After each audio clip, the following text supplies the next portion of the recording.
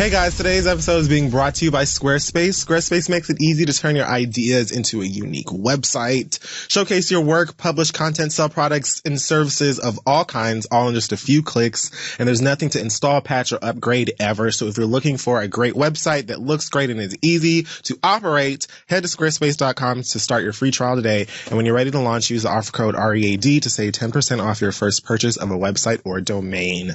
Now let's start the show.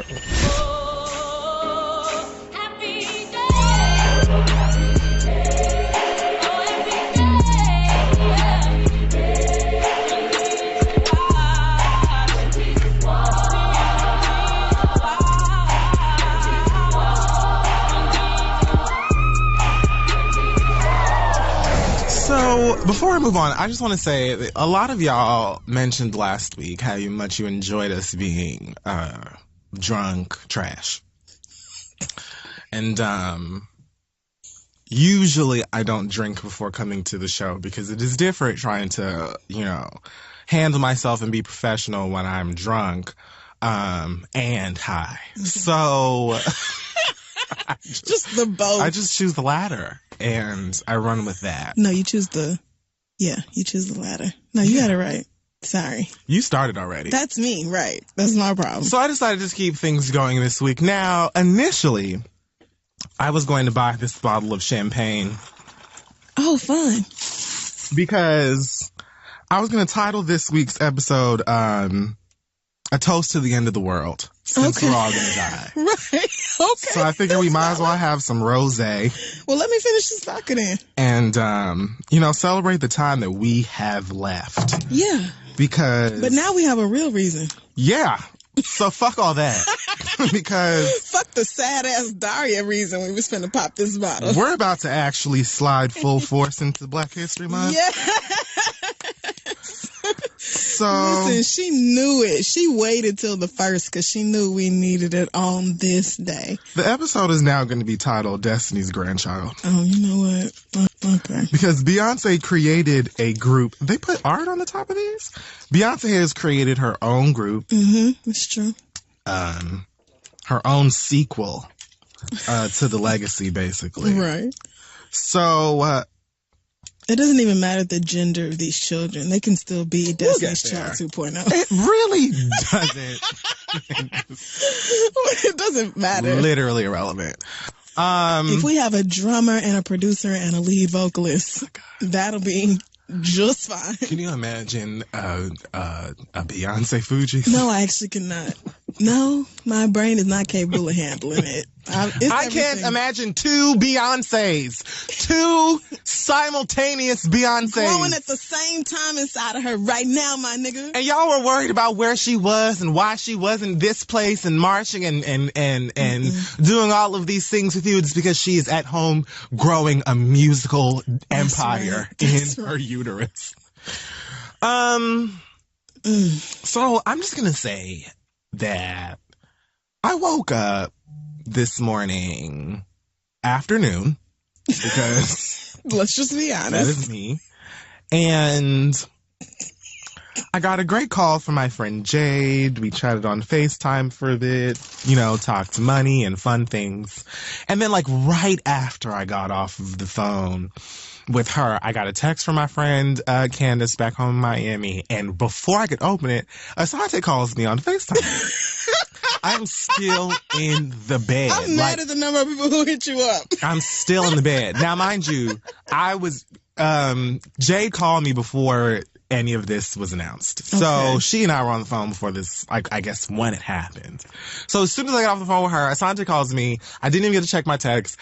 I answer his FaceTime, and this nigga is laid up just like I'm laid up. I didn't even brush my teeth yet. I'm still in the bed. I have not gotten up. Mm-hmm.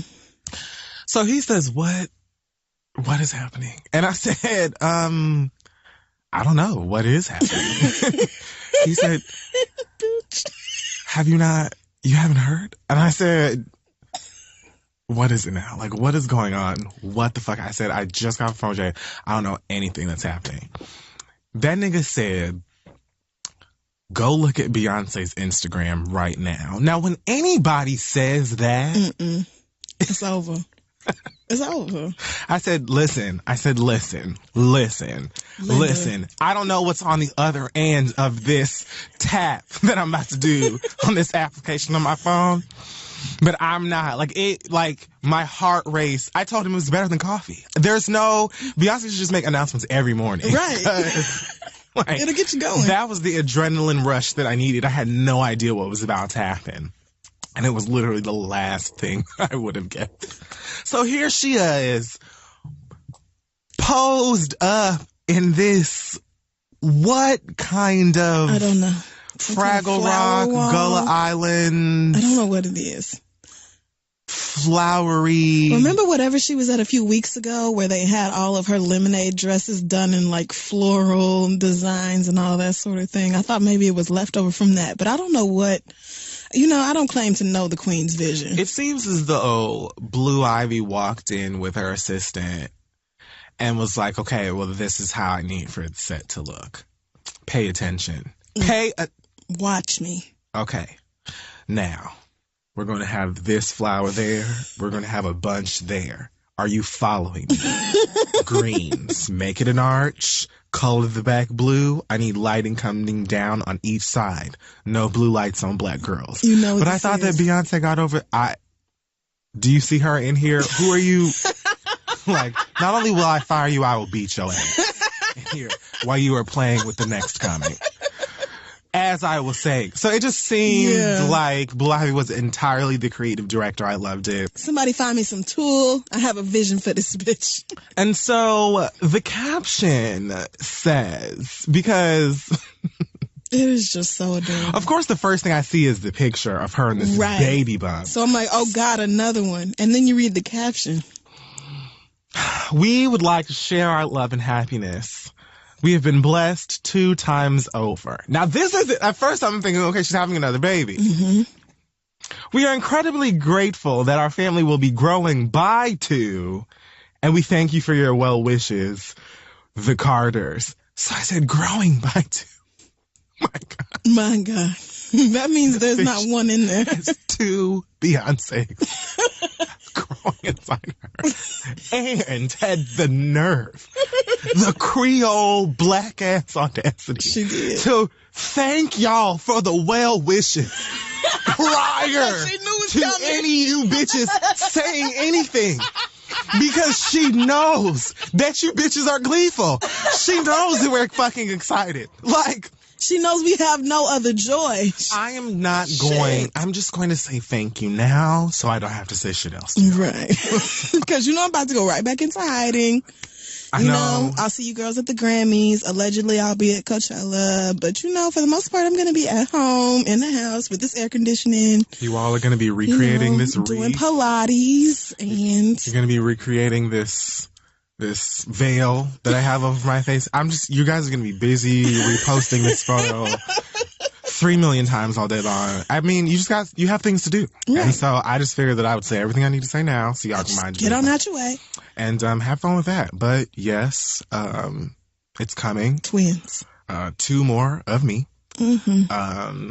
Managed and produced by the lead vocalist, who you already know, Blue Ivy. And so... Not only am I forced to be reckoned with at this point, but I also have my own musical and production, probably political, philanthropic group. Oh, man. To come for you girls. So I just can't even... The glory of these twins. These 2 people inside Beyonce's body. Of course she would have twins. And then you look back at all the footage over the past few months and you're like, we were so blind. We were so dumb. How did we not see it? Because you know what? I feel like she kind of teased us a couple of times, which she definitely did. She always does. She is so used to y'all making up pregnancy rumors 3 times a week anyway that she's like, even if they think that I'm pregnant, they're going to think it for the rest of the day, and then they're going to just move on to talking about Soulja Boy tomorrow. So who even gives a fuck until I announce it? She just... Yeah. So, I'm going to go ahead and pour my champagne. I think you should open that. Amen. Absolutely. Congratulations. Yay! Fucking congrats. Shout out to you. Beyonce. Congratulations, Blue Ivy. Congratulations to the inspiration behind Lemonade as well. Oh yeah, Jay-Z also. I guess these are your kids for too. taking part. Right. I mean, they're your babies or whatever. Respect. I hear the streets are hoping that you're going to name one of these children Brooklyn, which I understand you did say that you would do. Yeah, you said you would. I'm thinking, maybe like Cerulean. No, I don't think Navy and Cerulean. I do not think so. Robin Z. I don't think this next child's name is going to be a color or anything close to it. Aqua. And the only thing I think about the twins as far as names are concerned is that they're going to start with the same letter, because I think Beyonce is that type.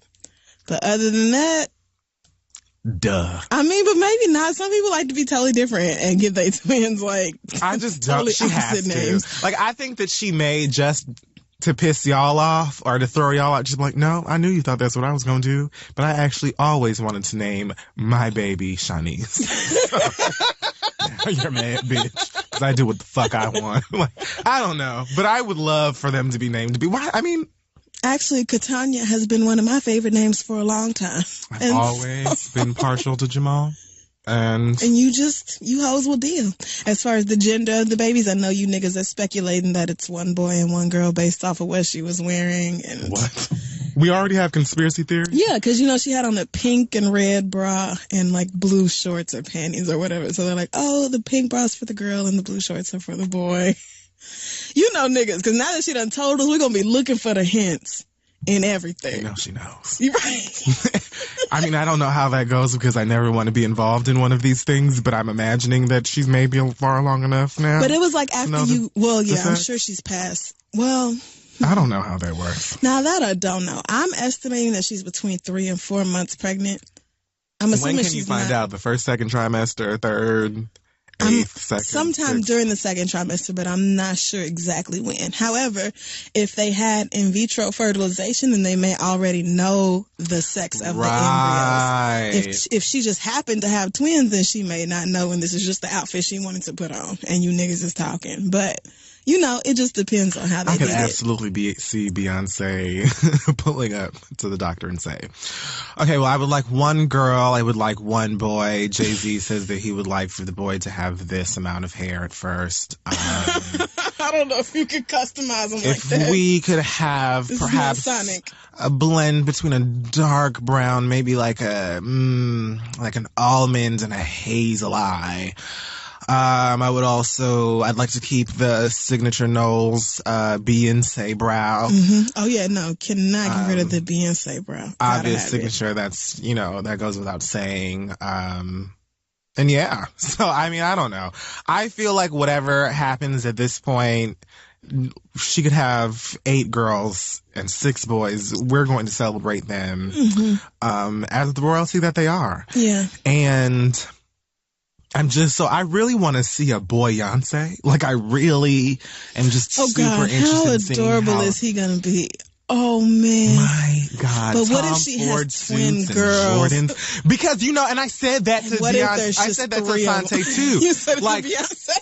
I said, I said, I really want to see a boy Beyonce, but my Shondo, right. The depths of my me tells me that she's about to bring out identical bees. Oh, God. And I live it's really a win-win-win. It doesn't matter. No matter what happens. No matter how you slice it, I'm excited as hell for these kids. They can be literally anything. It don't even matter. I don't care. This is such a beautiful day. Oh, God. So, 2 things. First, as I was flying back home to New York from Dallas this past weekend, we were flying on one of those baby planes, those skinny mini planes. Actually, it wasn't one of the really small ones, but it was the 2 on one side, 2 on the other side sort of deal. Still a little too small for me. Still too small for me, but I've been on smaller, so I had to count my blessings. Either way, flying back to New York from Dallas, Fort Worth, I believe is the airport. Now, I fly Delta all the time. And you and I, we both fly all the time. Yes. So we do this. We've been on a couple. I know how to fly. For whatever reason, on this flight, Asante is sitting right next to me. Michelle, who has been on the road with us, helping out one of Alex's best friend, who you would probably recognize from dancing like crazy at either parties that I throw or in promo videos with me and Naima or somebody else. She went hiking with Naima on Sisterhood of Hip Hop. Oh, yes. So Michelle's crazy fun. So she's sitting right beside Asante. I'm at the window. Asante's in the aisle. So at one point when they bring in the drinks and stuff, I asked one of the attendants, who is a black guy, I asked him, do you have any tea? And he didn't answer me. He just gave me a tea bag and then starts to pour the hot water. I didn't say anything. Again. All right. I looked at the tea bag and it said black tea, and I don't really drink black tea like that, but I decided not to make a fuss because he was already pouring the water. Mm-hmm. And I was just like, I was expecting that when I said, do you have tea? The response would have been like, yes, we've got such and such, because there are so many different types of tea. You've got peppermint, you've got ginger, you got lemon ginger, you got chamomile, you got chai, you got jasmine. You have so many green, white, black, orange, all kinds of different tea. So I thought that he would tell me this is the type of tea that we have. He did not do that. But again, I am the type of person, I don't like to be immediately combative because I don't like the place that it takes me to. I don't like getting angry. I don't like the way that it makes me feel. And again, we're on a plane. It's like, it's pretty early. I want to say maybe 9 or something in the AM. So it's kind of like start of the day flight, whatever. And everybody's, just kind of getting their shit together. So I'm not trying to make no big deal out of it. I said, well, we'll see what this shit tastes like. So he gives me 2 sugars, put it in a cup. It's awful. It's so bad. So he's gone, but I pushed the little flight attendant button. You hear a plane wide ding. Of course. And the little green light up above comes on. It's taking them a while. I didn't make a big deal out of it because I said he's serving. So it's going to take him a while. He can't come right back. So eventually I see him coming back up the aisle with the cart. He sees light. He doesn't say anything, but he keeps going. He's got to put the stuff away. I don't make a big deal out of it. Maybe 10 or so minutes go by. Here he comes again down the aisle. He looks at the light. He keeps going. He doesn't say anything. Now, I didn't say anything to him at that point because I'm thinking maybe somebody else and I didn't realize, or there might be something. Let me just not say anything. Your patience is amazing at this point. Because I did what I was supposed to do. Like I needed help. I buzzed the thing to show you that I needed help. At this point, the ball is literally in your court. Mm-hmm. I'm not going to keep doing it. Like you see the light. Mm-hmm. What? This isn't, we're not flying to Paris. We're not going to Australia. We aren't going to Saturn, Jupiter, or Mars. Mm-mm. So this is a very small flight and it wasn't full. So I was confused as to why I wasn't getting help at some point. But after that point, I said, you know what? I'm just going to wait for them to come with the garbage thing, and I'm going to just throw the fucking tea away. I'm not even going to make a big deal. Because originally I was going to ask him for a ginger ale instead. I was like, you know what? Whatever. I'm just going to wait. So eventually something happened. Like I had to lean over and get something out of the pocket and that person jerked forward a little bit and the tea fell over all over my jeans. It fell into the pocket where my phone was. So my phone was wet. My Jordans are wet. My bag. So I'm fuming and I get up. No, I ring the thing again and nobody's coming. And I look up and it's the black stewardess up at the front and a Latina girl. Mm-hmm. And they're chit-chatting. And so Asante had to get up. Asante had to get up because he got wet too. And so he gets out and I go up the aisle and I go up to them and I'm just like, can I have some napkins? Because I spilled that damn tea all over myself or whatever. And the attendant, the guy goes, oh, there's some there are napkins in the bathroom, like heavy duty napkins. I said, can I have some napkins? Because I spilled the tea, That's not what I... So the girl goes into the bathroom and grabs me a couple of napkins and hands them out to me. And I just take them from her and I just walk back to my seat. I didn't say thank you or nothing because I was pissed. Mm-hmm. And the fact that she would say, oh, there are napkins in the bathroom. Bitch, you're a flight attendant. Your job is to attend to people on the... bitch, your job is to do... You want... What? Anyway, I go back to my seat. I'm wiping off my stuff and everything, and I sit back down. When I tell you 2 minutes later, the girl who gave me the napkins is now coming down the aisle with the bag to throw stuff away. She gets to the aisle right in front of us, or to the rows right in front of us, turns to her left, gets her little bag, trash, remember? Turns to her right, gets her little trash from them over there, comes to the one now with me and Asante, turns over to where them other people are across from us, gets the trash, and then she moves forward. What? No, she didn't. Yes, she did. Everybody lived on this flight?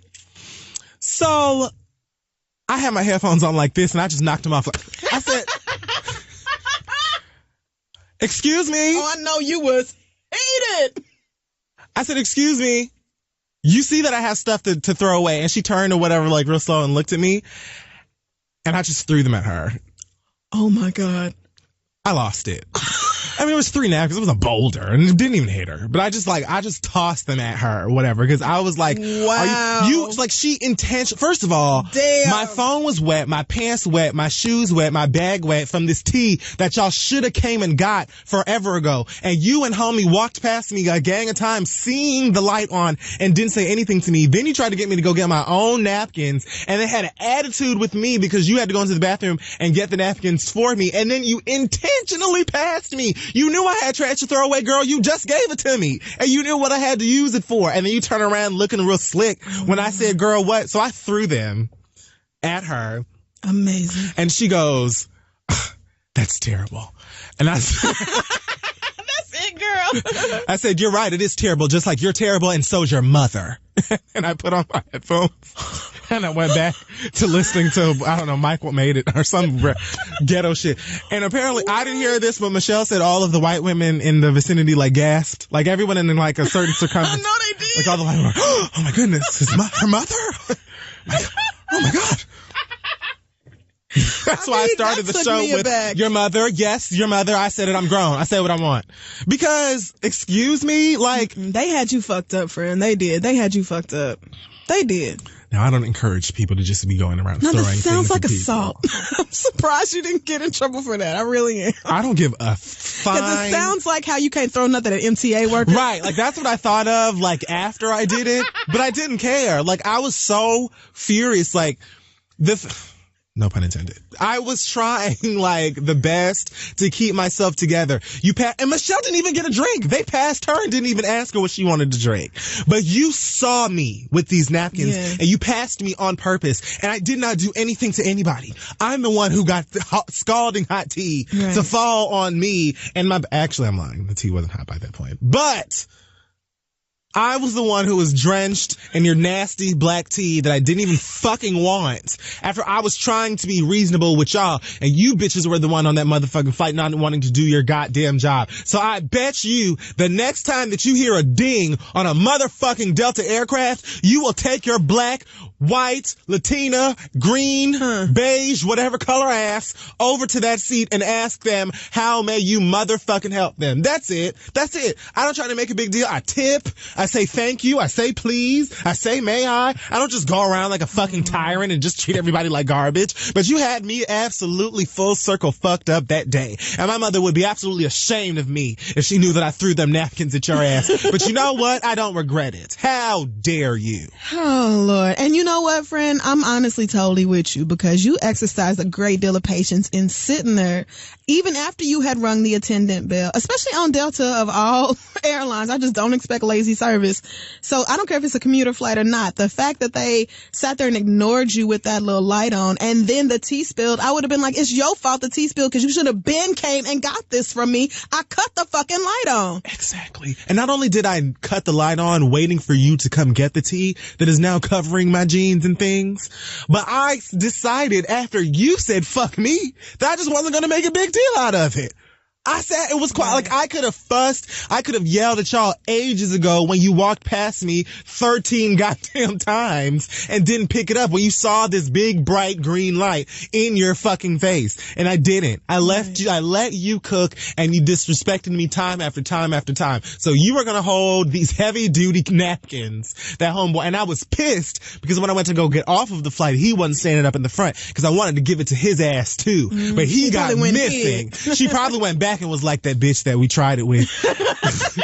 Threw them napkins at me and his ass was missing because she was up at the front when we were getting off or whatever and was like, I was waiting. I was like, ooh, I want her to say something to me when I get up off of this flight because that captain is going to be right there and I'm going to make a huge deal. I'm going to tell all your business. I'm going to make sure if you just got this job, today is going to be your last day because not only did I have shit that like now my things are sullied and soiled. But it's because of you. And then you were rude to me. All I did was talk about your mama and throw some napkins at you that really didn't even touch you.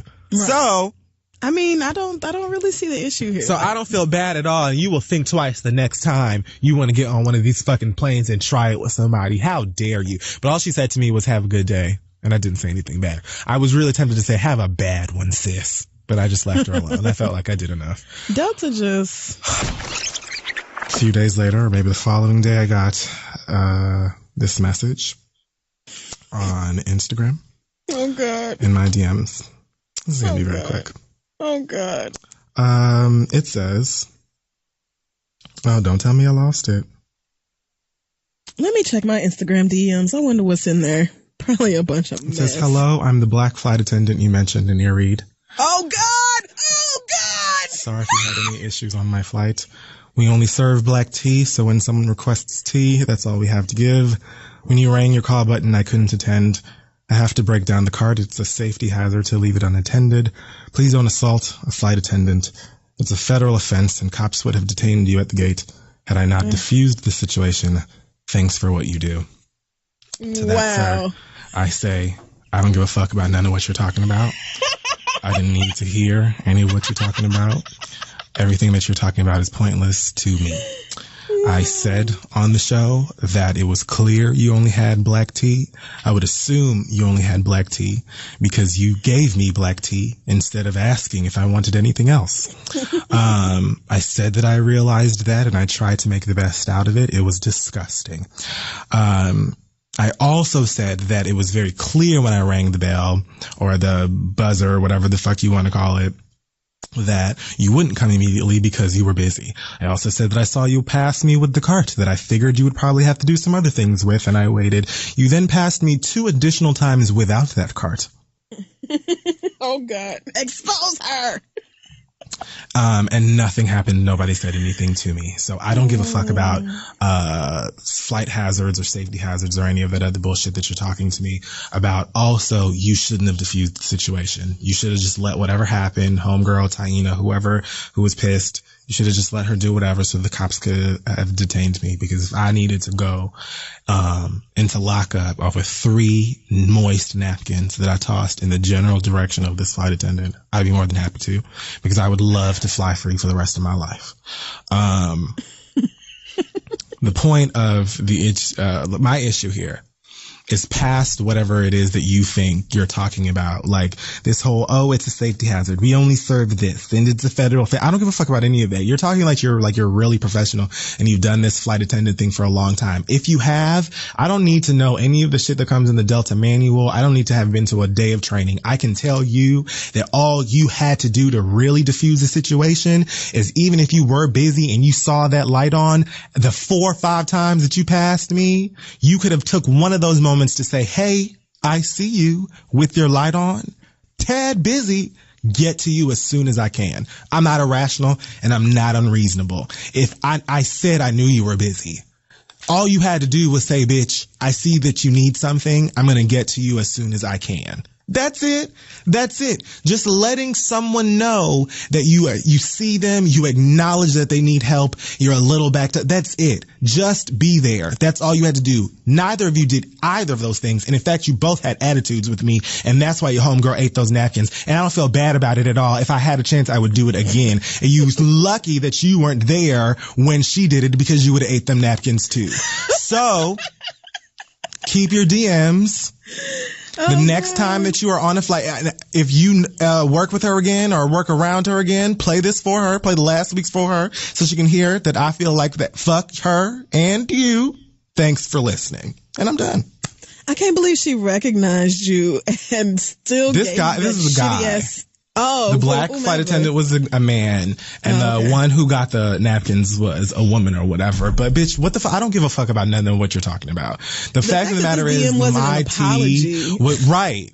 Like, what are you talking? I said on the show that I realized that you were busy, and I was trying to be considerate of that, even though you are hired to help me on a flight that I paid to be on. But past whatever little, things that you read in the fine print in your little booklets and pamphlets and things like that, it all boils down to just common fucking courtesy and saying that I should, hey, I see that you need help. I'll get to you as soon as I can. That's it. That ain't got nothing to do with being a flight attendant. You could have been a flight attendant. You could have worked at a park. You could have worked at a pool. You could have worked at the gym. You could have worked at Applebee's. It don't matter. Just be like, hey, I see you. That's it. You didn't want to do that. And so what happened, and you can fight me. So that's it. I'm done. That's assault. We could have had you arrested and I diffused the situation. Do it. You should have. You contributed to the situation, my nigga. And the fact that you recognized him and y'all still decided to, y'all must have been like, let's see if we can get on the read this week. Probably. And here you go. Wish granted.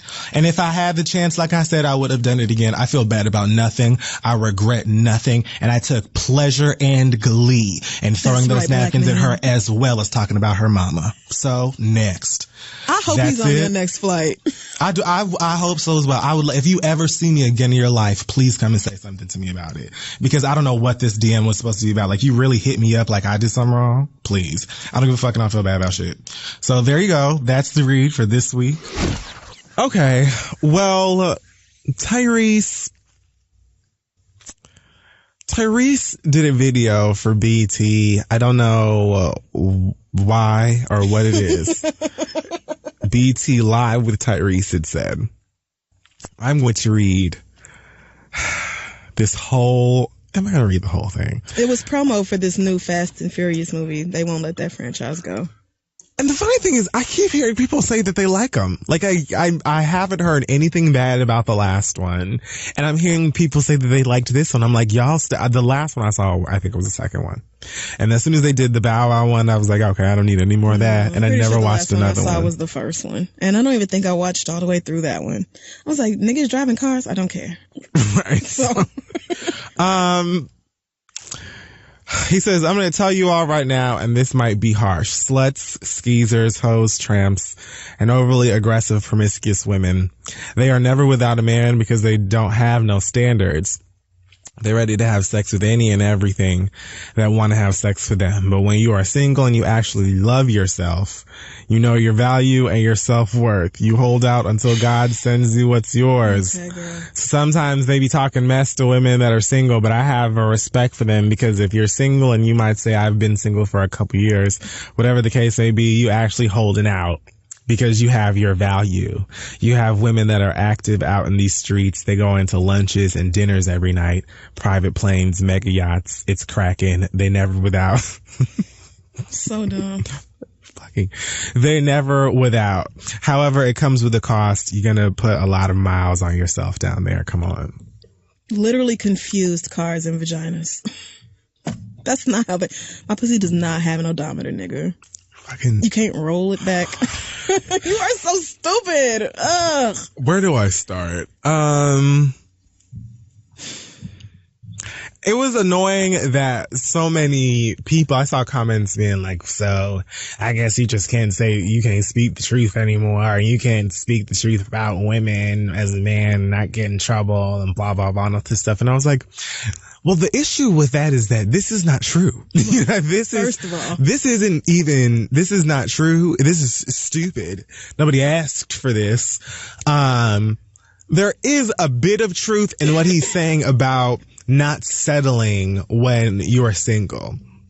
Don't settle for niggas like this very same one who's speaking about settling. There you go. You know, I do agree that you shouldn't settle, especially being a woman. I do feel like society puts pressure on single women to have a man. And when this is what you're dealing with, how could you question why a woman would be single? Another issue I have with this statement is that, Tyrese, you are speaking to like the everyday woman about the Instagram DM woman.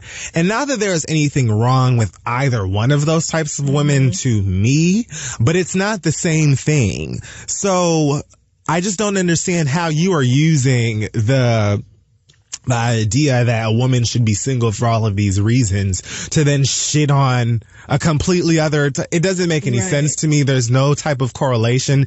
And for you to insinuate that women who are fucking who they want to or who are promiscuous don't love themselves is ridiculous. There's lots of women who are prudish, who don't have sex, who love themselves. There's lots of women who are out here fucking whoever they want to, who love themselves.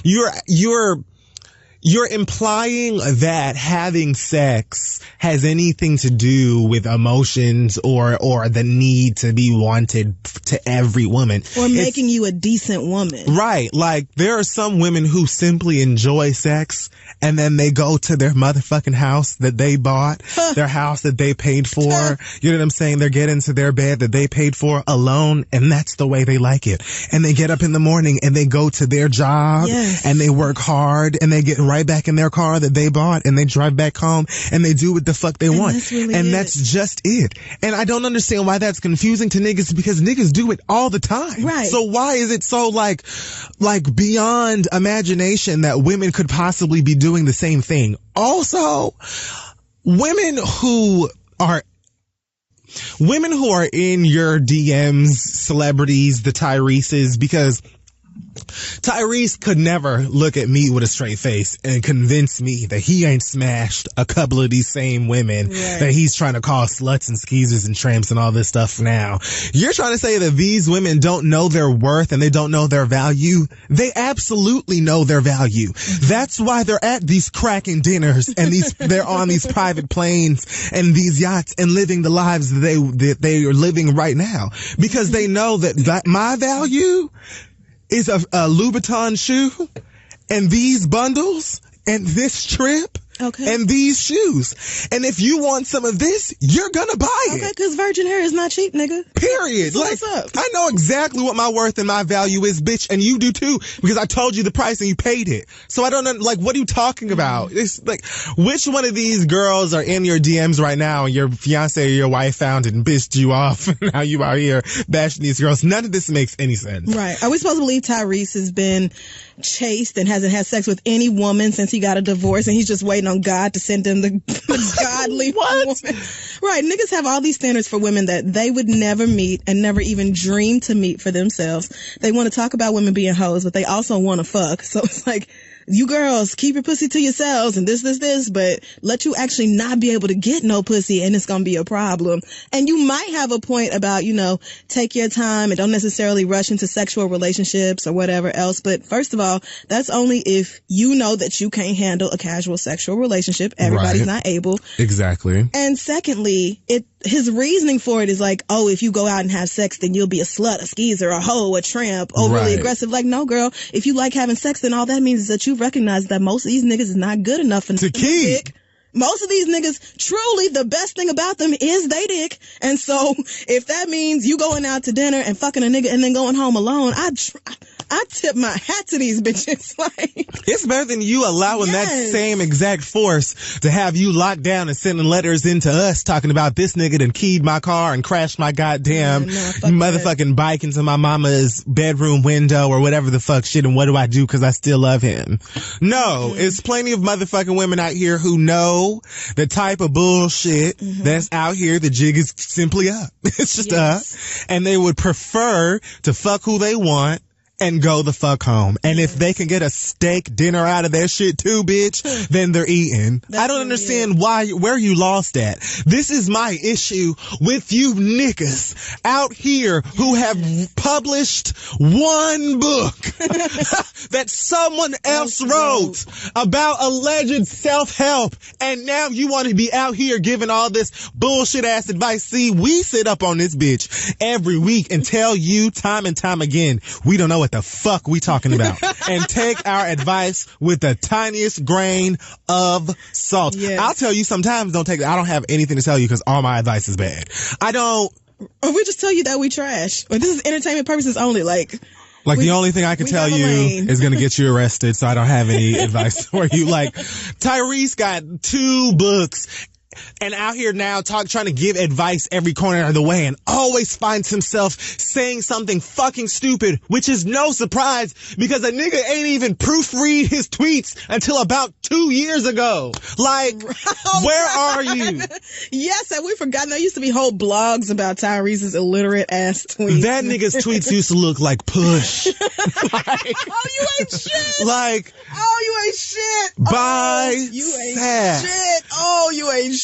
They did. Like, this is not, I don't know who, like, no, you right though. Who tweets for him now, or if he just was introduced to spell check or what, or he just got tired of our mouth. He had a baby, that he started reading with her. Those tweets used to be horrendous. Mm-hmm. Like, I swear we have like hashtags and all kinds of shit making fun of this nigga. And you the same nigga now who's trying to tell other women what they should do with their vaginas or what they should not because of what? Mm-mm. How? Shut up. No. Only thing women need to be worried about is doing whatever the fuck they want to till they meet a nigga who proves himself to be worthy of anything more than that. If you want to treat these niggas like walking, talking dicks, that sounds smart to me. Go right on ahead. Don't let Tyrese dictate nothing about your life. It is 2017. Oh, and BET, bitch, in case you thought you was off the hook with y'all's raggedy asses. We just finished talking about y'all. Didn't we just do this? We just finished. Seriously, 2 weeks ago. We just did this with BET. Was it 2 weeks or was it last week? No, last week you cussed out the airline. Oh, yeah. That's right. You've kind of been on a roll. Okay, yeah. But yeah, they did a blog post to go along with this video, which of course they have deleted the video because even people who work at Viacom were like, no, this is garbage. Get this What are y'all doing? What are you doing? But they posted on their website, and then at the very end they put BET Networks doesn't endorse these specific comments. You can't see. Girl, yet y'all invited Tyrese to 1515 Broadway or wherever you taped it, set up all these cameras and lights. They wish. Y'all sat here and you produced this whole segment with Tyrese. Somebody edited it, published it, and yet you want to be like, oh, well, we don't endorse these comments. He came to you to make them. I don't know, because the background looked kind of, the view in the back looked like it might have been 1515. 1540 is nice too. Don't do that. Anyways. Anyway, though, it's just like y'all don't get to run behind we don't endorse these comments when the only reason we heard these comments is because of y'all. You had the option to not publish this. And what makes it worse to me is knowing that it was probably a bunch of black women who greenlit this decision. It probably was. I would be surprised if it wasn't, but it probably was. Like, y'all will just... So literally just anything goes? Anything. Because unfortunately there are lots of women who are single and look down on women who say, I like dick and I don't care. Right. And so them hearing this is like, yeah, because I'm not that type of slut ass hoe. I'm not them hoe ass bitches that be at it. And it's like, you know... There's nothing, you know, they're good. You know, you're listening to him and his theory that those women are crying themselves to sleep at night because they can't find true love and they're just looking for it in all the wrong places. And there are loads of women who are promiscuous because they're looking for love or whatever, but that's a fraction. Just like there are loads of niggas who are out here fucking whoever they want to because they've got issues. So I just don't know what, and past all of that, it doesn't even have anything to do with the original statement of why you should be single. It just was a stupid thing to say all together. It was. And I just want to remind those girls that other women out here being promiscuous or slutty or whatever else is not keeping you from having a man. It just doesn't. You don't have a man probably because niggas ain't shit. And the ones who are in limited quantities. So it's just going to take a while for you to find one that you can work with, girl. But some other woman out here sleeping around is not cutting into your potential pool of niggas. Like, I just don't understand how you gonna blame another woman for that instead of blaming the men that's not worth dating. Today's podcast is being brought to you by Sonos. Sonos One blends great sound with Amazon Alexa, the easy-to-use voice service for hands-free control of your music and more. Play songs, turn on your lights, adjust the temperature, check news and traffic, and all kinds of other futuristic Ready Player One Jetson stuff. Sonos One is backed by a pair of Class D amplifiers and custom-built drivers, so the sound is just... it's on J-Hood. And since Sonos is continually updating with new features, services, and skills, your music and voice options will both keep getting better over time. That's right. We were lucky enough to get Sonos speakers ourselves, and I've always wanted to have a Jetsons-like home, so this has helped me achieve that dream, sitting in the house with my dog judging me as I yell out things for Sonos and Alexa to and it sounds so good. To make me feel great. And it sounds amazing. Crystal clear. Now Sonos is offering the listeners of The Read 10% off one order of $2,500 or less for any product on Sonos.com. This offer is available for a limited time only and cannot be combined with other discounts or promotions. Use the promo code READ10, that is READ10, at Sonos.com to receive this offer. Now let's move on.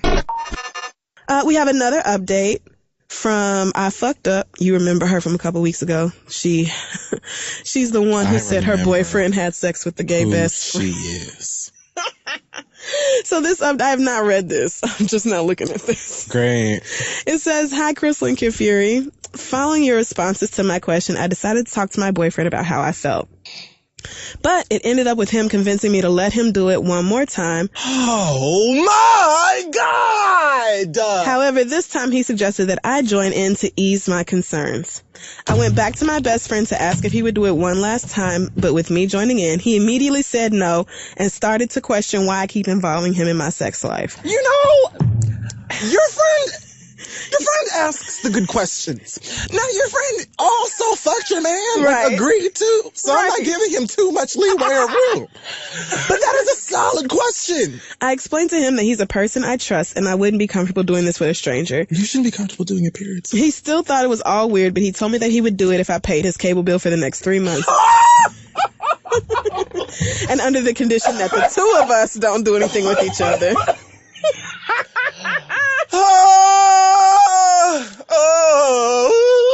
We picked a day and my best friend walked me through the steps of getting prepared. You were definitely right about the woes of a bottom. Oh, so he wanted to do both butts. Oh my God. We had the threesome and it was an interesting experience. Anal wasn't as bad as I thought it would be and I'm open to doing it again. You wasted everybody's goddamn time when you could have just took it out the butt the first and oh my God, madam. Well, following the threesome, I asked my boyfriend to do it again and he told me no. Jesus. I'm going home. I'm finished. I don't even want to, I'm leaving. Because when I asked him why, he said that he isn't sexually or romantically attracted to men and that he only had sex with Desmond because I didn't want to have anal sex and because to him, ass is ass. But since I'm open to it now, he doesn't see the need to keep having sex with my best friend. In fact, he said he's uncomfortable that I am so close with someone that we both had sex with and he no longer wants me to see my best friend because that means he will have to see him too. I feel bad because I got us all into this situation and now I'm stuck between choosing my best friend since second grade or my man who I want to spend the rest of my life with. What should I do? Oh, you asking us again? Girl. This is a listener letter. No. This is a sequel. Sincerely, I fucked up again. Sis, break up with him. We told you the first time to leave this nigga, and you not only stayed with the nigga, but you're like, let's try it again. Oh my God. And then, oh, no, after your friend told you, no, please, I don't want to do it anymore. I'm finished. I'm done. I don't want any more dick for your man. I'm fine. You said no. Let's do it one more time. And in fact, to ease it for everybody, I'm going to have him ease on down my road too. And then you go in and find out that you kind of like it. So you could have got fucked in the butt the first time. Right. And everybody would have been fine. My God. Had you just tried it out from the beginning, it's wild to me that after you see him fucking somebody else, now you're open to trying it. Like, why couldn't you have had that revelation before? Oh, break up with this man. Break up with this man. God. I definitely thought the boyfriend was like, I have to leave you because I want to be with niggas now. But that's not it at all. I really didn't, and for whatever reason, I honestly believed when he was saying, like, I just want to do it. Like, I want to try it. Like, if this is what it takes and whatever, like, at least you'll be there. And it was kind of like a backwards, what do they call that shit? Cuckolds? Oh. Is that porn shit? No, I think that is it. There's like a where thing. There's a black man fucking your wife or something. I don't know if he has to be black. It's usually black. I guess that's what the market asks for. But I don't know why y'all want to see some big black nigga with a massive penis all in your wife. Right. And your wife is over here moaning like she never does with you. Like, I feel like it would hurt your feelings. I don't know. Whatever. But again... I'm not here to question anybody's sexual appetites. Right. However, you could have just tried it. And you would have avoided all of this. But way worse than that. You were already in a pickle. In a jar of pickles. Lord. And you decided... Oh, God. The best way to make the situation better... We don't deserve... would be to do it again. With your friend. I am not having sex. I'm not going in a threesome with my friend, man. Hell no. That nigga was like, why do y'all keep asking me? But then you did it. But no, exactly. I mean, he did it the first time. It's like y'all are disgusted by the question, but then y'all be like, oh, this is so awful. It's almost what time do I come over? It's almost like really rock star of you, if you have that kind of relationship with a friend, to be like, you know what? Sure. Like, that's very Samantha of Sex and the City, although I don't watch it, so I'm probably wrong. Yeah. But it's like, it seems like something that's like, yeah, sure, whatever, I'll do such and such. It'll be like the Real Housewives of Atlanta, but it actually happened. And, then we'll never talk of it again. But then you were like, oh, yeah, sure, I guess I'll do it one more time. I'm confused from every angle. In fact, I'm confused from this nigga, too. Because he's talking about, I'm not gay or whatever, which... Again, I understand that and I believe him, but now you uncomfortable. Right. Because you don't want her to be friends with this nigga no more because you fucked him twice. And now it's awkward for you. And now it's awkward for you. After you asked her, after the first time you asked her if you could do it again, and she said no. And finally did it again with her, and now it's awkward. You don't ever want to see this nigga again. Everybody involved should really just keep their genitals to themselves for maybe like a month. Just let them cool off. Talk to them. Talk to your undercarriages, and just figure out how you got into the situation that you are in and how to prevent that from ever happening again. But I mean, if you and your friends can have a stable relationship here on out, I would choose him. Before I should, because niggas. Yeah, me too. But you just need to break up with him because you have led this relationship in such a weird direction. He needs like a few weeks. This is just so much or more with his thoughts. Okay. I can't believe she did it, and then was like, you know what? It wasn't half bad. Oh my God. Nene, in my opinion, is the reason that. Well, not really Nene. It's not Nene's fault, but she's the reason that Kandi and Portia fell out. The same way Kenya and Marlo fell out. Both of them saw an opportunity where they could kiss Nene's ass because she was being nice to them, and they let their real friends go. Wow. Both of them. That's why Marlo came back reading Kenya's ass into the sediment. And the same fucking shit happened with Phaedra. Yeah. Nene stopped acting like they never went to school together, and she started being nice to her ass again or whatever because she was going through that divorce, and Nene was fresh out of divorce too, and she was being nice to her. And all of a sudden she was blaming Kandi. And Kandi was like, well, bitch, I didn't know that I needed to be bringing you gummy worms and shit, bitch, because you said you had a man. Right. It didn't make no sense because Phaedra's whole thing, and God bless Andy. He tried to give Phaedra like a legit reason for being mad at Kandi. Like, oh, were you bitter over such and such? Were you mad? I'm giving you a moment. I'm giving you right. the excuses. This is your time to break down and be like, I am so sorry, Andy. I was just so stressed out. And my husband and I got these kids. That was your moment to do that, but you didn't. You She's just literally doubled down. sociopathic. Yeah, there's something wrong with Phaedra Parks. Because she even said on the fucking reunion, you know who the person I'm concerned the most about is Portia. Kandi was like, what? But it's kind of a lie on me. Portia is sitting here weeping, and you're looking at her in her face like you're watching grass grow. Right. Like, what? Trying to force her onto your titties. Like, they're there. Oh, now I'm the daggone villain. Yes, bitch. Like, what do you mean? You actually are, sis. Yes, and you're talking about, I'm not even mad at Kandi. I don't have anything against Kandi. You didn't even just try to get people to believe that she was going to rape somebody. You also tried to fuck up her marriage, telling lies about her husband cheating on her. When Kandi said that Todd won't go to New York alone because his mom died, I said if I were Kandi, that would have been the time that I would have punched her in her fucking face,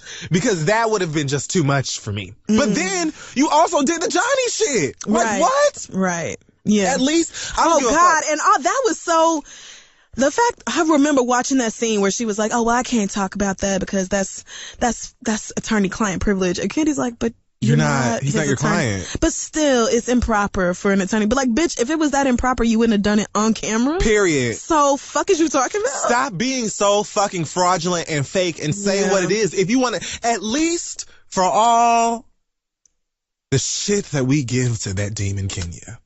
Oh no. She usually stands up in her villainy. She has loads and loads of excuses, but you can tell that she's like, accepts that she did it. Yes. She accepts that she gets those, those gears grinding and she does all that shit and she lives for it. And when she gets called out, she tries to come up with an excuse, but you can see that she knows that that's her lane and she runs with it. She don't be trying to act like, whatever. With Phaedra, it's just like, I don't know what anybody's talking about, and I would never, I'm a Southern Belle and I believe in Christ. Right. What?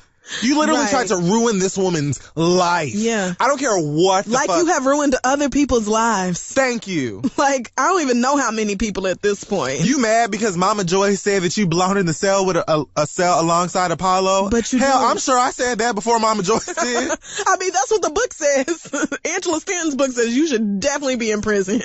And she said whatever about that motherfucker blowing your ass up or wanting to blow your ass up. She didn't get that from nobody's texts or phone. She got that from the local Atlanta news. And Mama Joyce is a hot, steaming mess. Oh, absolutely. And she does the most. But you can at least reference to moments like the time where she tried to pull Phaedra to the side and talk some shit, and Kandi got her ass up and was like, Mama, no. Sit down. Right. Like, she tries and fails many times with that dusty, messy candy factory to be like, please stop it. I don't want it anymore. And plenty of times she laughs too. But what I can say is many of us, myself included, would not have done half the shit. I would have never sat down with Phaedra and been like, so listen, your husband's new bitch came to my restaurant. I didn't know nothing about that. I'm sorry. Yeah. In the midst of her sitting with this motherfucker trying to sue me. Right. Please. I feel like Kandi must be looking back on this season like, I really tried to be decent to her, even though we fell out. And the whole time she was trying to orchestrate my downfall. She was mad because I was doing well. And the whole thing with Phaedra was this bitch on a destination trip. And you knew. The restoration. You knew that you were out here talking about this girl like this and still went. And just like she does every time she starts a mess.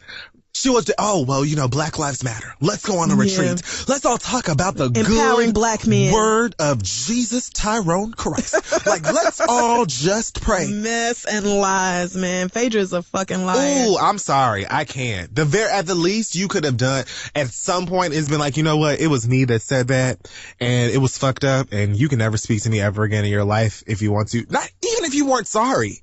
Right. There was moments you could have just been real about this shit and been like, I said it. Mm-hmm. It was me.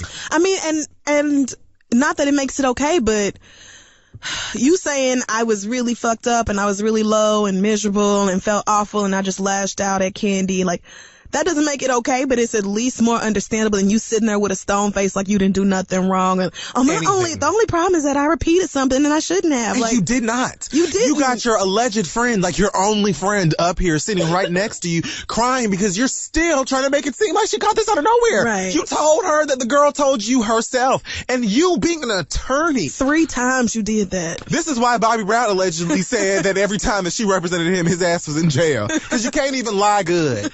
Damn, girl, watch How to Get Away with Murder like the rest of us. Well, to be fair, Bobby Brown didn't do a whole lot to keep himself out of jail. I mean, that is true. But I'm sure Phaedra did not help. That's true. But bitch, you a criminal attorney. Right.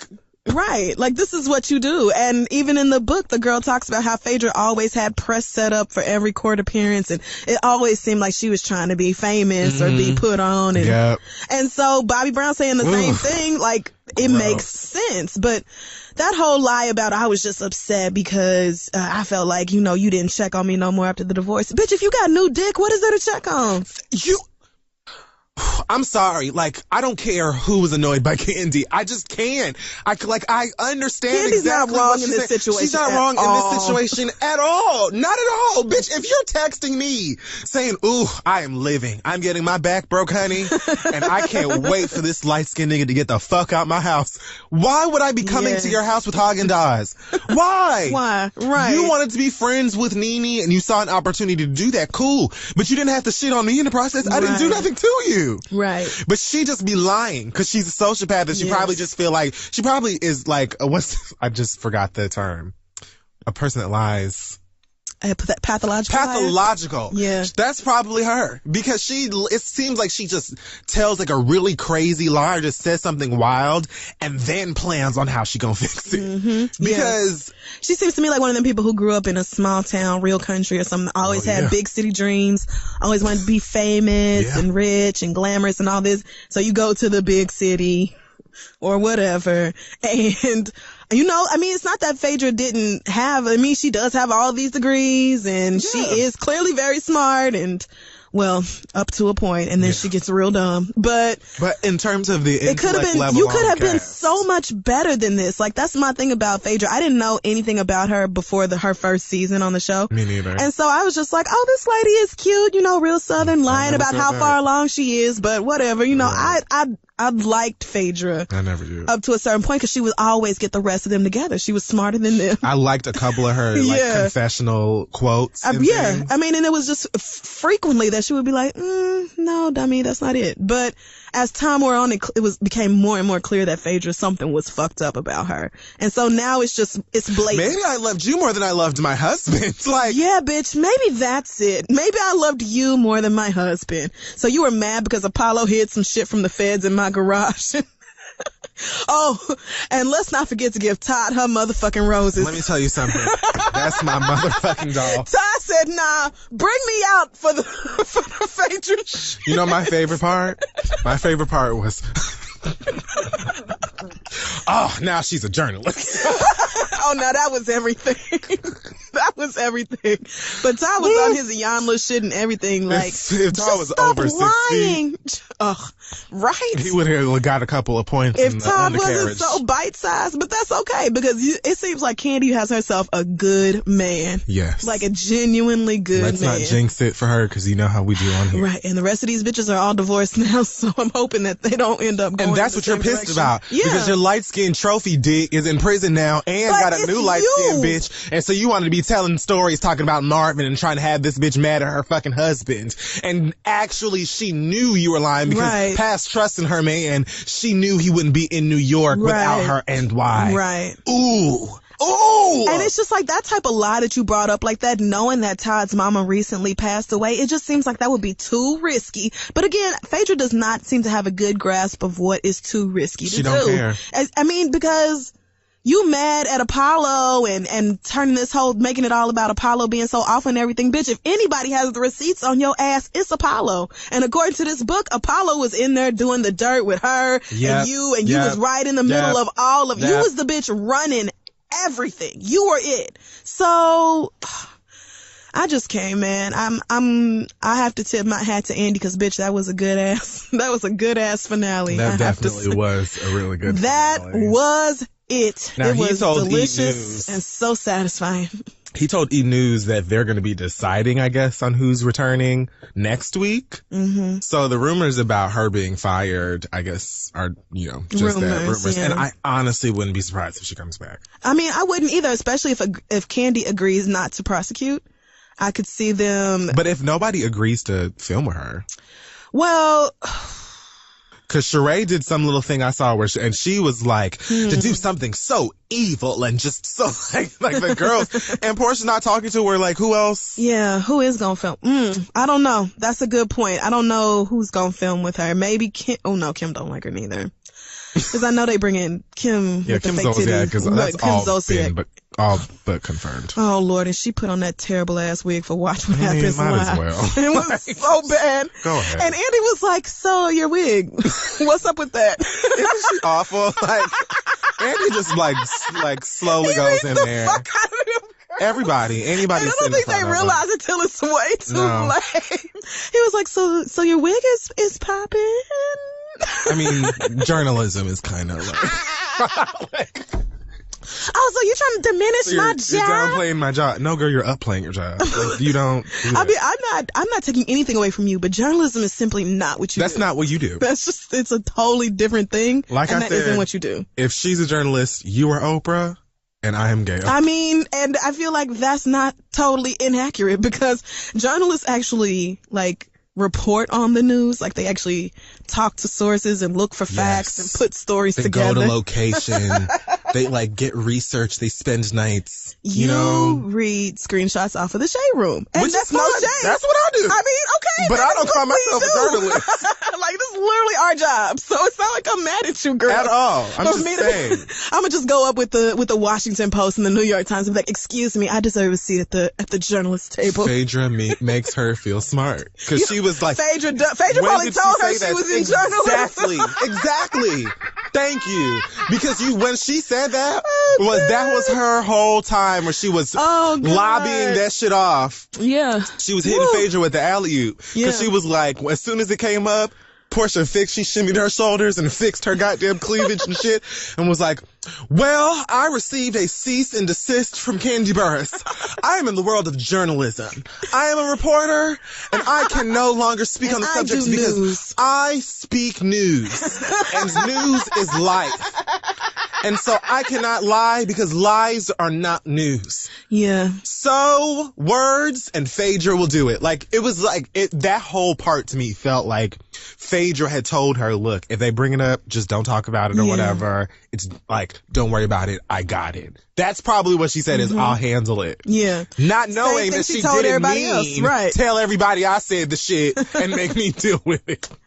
I can't believe, you know how dumb Portia is. Why wouldn't you tell her, bitch, don't tell nobody I told you? Because she's not great at lying. She's not great at telling a good lie. She's great at lying and hiding from it and like distracting people from the fact that she did that. That's got to be it. Because, man, if she would have told anybody with better sense, she would have got away with it. Nobody, we still would have knew that she said that. Because she definitely did not expect for Portia to say that she did. I feel like it's all about to fall down for Phaedra, and who I feel sorry for is Aiden and Dylan. Those two adorable, smart ass children. I feel bad for Aiden. What's wrong with Dylan? He's bad.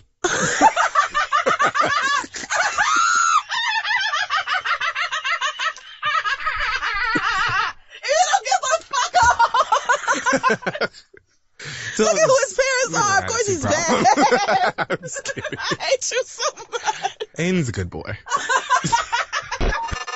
Complex's show Everyday Struggle, I guess, had some space at the BET Awards to interview people. Why? I haven't the slightest. Because why not? But you know what? No hate on my end. At some point, Migos joined hosts Joe Budden and the other two, and it was just a very odd and awkward interview. At one point, what is the DJ's name? Is he really a DJ? Academics. That's actually a valid question. It's Academics, but I don't know that he actually is a DJ. I could have sworn Academics was somebody else. Me too. Or is there a DJ named Academics and I'm just mixing them up? Yeah. Whatever. I have to say I'd never seen that person's face before. He said something to one of them to Takeoff about being left off of Bad and Bougie and how he felt about that. And Takeoff responded by saying, and he said, huh? What happened? And then he said, what? What happened? And he was like, and he was like, huh? I'm sorry, I don't hear you. And that went on for like much longer than it should have. Yeah. And do it look like? Oh God, over and over. It was just.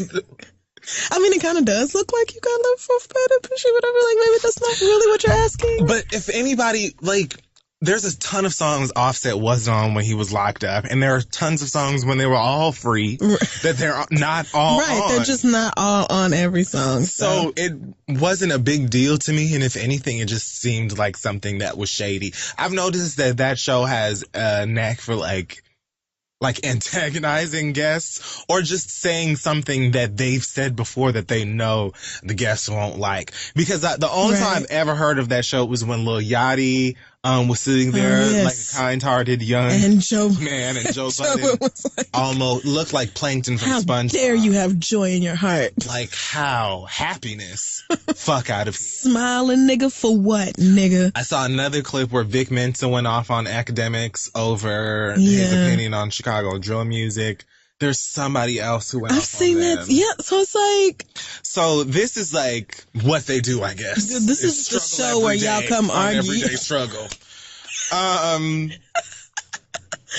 It's so crazy they still booking people for everyday struggle. Like, do you just want to come argue with Joe Budden, have him threaten you, get in your face? Joe Budden said after this that he's not a guest-based guy. Like, he doesn't, like, have guests on this podcast, or they don't really, like, he doesn't like to do guests interviews, I guess. Okay. Which, I mean, we don't really have guests on this show either. Yeah, no, it's rare. But if that's the case, then why put yourself in a position where you're going to Why are you on the red carpet interviewing everybody? It's a fucking carpet, girl. Like, that's the thing. If you're on the carpet and people are just walking by and they're stopping by the complex part or whatever, then don't you anticipate you'll be interviewing? Like, what do you think happens? What do you think all the mics and cameras and chairs? I mean, if we're being honest, the only reason that people even talk about this is because Joe Budden is on it and because they know that he will, you know, he has the right. So just being real about that. That's what that is. But if you know that you don't want to do that type of shit, that I don't understand why I'm putting. I mean, I'm certain he's not doing it for free. So there. Yeah, but there's that. At one point, he's just like, okay, let's wrap this up, which I probably would have done, honestly, too, because it was going nowhere. It was just mumbling and, like, angst, and I would have been like, okay, that's enough. Thank you so much. Goodbye. If everyone's done, we can just go ahead and not be here anymore. Yeah. So Quavo's like, we'll wrap it up then. And then he, like Joe Budden, like, catapults himself out of his own seat and like storms off, and the way that he got up probably would have had me get up too, because it was just such a like it was I have to say I enjoyed it. It was right. He really propelled himself out of that seat. The internet said that Migos then rose out of their own seats in order of importance. Quavo got up first, followed by Offset, and then Takeoff. Thank you for naming them, because you know I don't know. It's so funny that I do. I mean, I know their names, but I cannot put the names to the bodies of the person. Offset is Cardi B's boyfriend. Sorry, no. I don't. What his face looks like, I do not know. Oh, well, that's fair. That's what I'm just saying. I mean, their faces were covered in dreads for like the first 2 years of their career. And they wear like shades and chokers everywhere they go. So it's hard to really. Yeah, right. Like, you niggas, I want to say y'all all look alike, but I do not know the Migos one from another. I can tell their voice. I mean, everybody kind of knows what Quavo looks like, I think. Yeah, because Quavo's the lead. Yeah, I don't want to say the Beyonce. He's the Dina. But yeah, okay. That's fine. That's fine. I just had a vision of Migos performing "We're Your Dream Girl." All right. And like Offset and Takeoff are like, woo! Because you know they're in the back. Yeah. I was surprised to see them in clothes that fit so well. I was expecting them to show up in like. Oh, yeah, that's how they dress. Yeah, I did not know like that. The Mario Brothers when they're not saving the princess. Mario and Luigi on vacation. I said, oh, these niggas don't shy away from color, pattern, patterns, nothing. They love it all. Yes. Another great thing I saw from the internet was that they look like Prince's crew from the Chappelle Show. Do you remember? Oh, God. So of course I remember Prince's crew. Yes, I have seen that iconic episode. Accurate. Yes, like, it was. They did look so like that. Accurate. Bunch of fancy niggas. They did. God bless. So it was Offset who started rolling up the cuff of his sleeves. Like, we could just go ahead and take care of this right now. It was just... Hey guys, this week's podcast is also brought to you by Talkspace. Talkspace is the online therapy company that lets you connect and message with a licensed therapist from anywhere at any time without leaving the office and no judgments. If you cannot imagine fitting another appointment into your life or, you know, it's wintertime and you just really don't want to go outside when you don't have to, I understand. #same. And with Talkspace, therapy is as easy as just sending your therapist a message. Talkspace therapists are fully licensed and go through a rigorous screening process in addition to thousands of hours of supervised professional training. So to match with your perfect therapist for a fraction of the price of traditional therapy, go to Talkspace.com/read and use code READ to get $30 off your first month. That's code READ at Talkspace.com/READ. Talkspace, it's therapy for how we live today. Let them know Kid Fury and Crystal sent you, and let's get back to the show. All right, so I watched Escape. So let me tell you what Escape needed. Okay. Escape, what they needed from each other was understanding. I knew it. How can they communicate? I knew it. If they can't hear what each other's saying, you know what I'm saying? Like, I knew it. Oh God, I wanted Escape to be. I want it so much better. Latasha sounded great, and her mic was nice. Mm-hmm. Tamika sounded good. Brown Tamika, not... Okay. Got you. And you know what? I appreciate Tiny's journey. What a kind way of saying that. Yes, I do. What a nice way of saying that. And of all of the things going on in Tiny's journey right now, absolutely. So you have yours.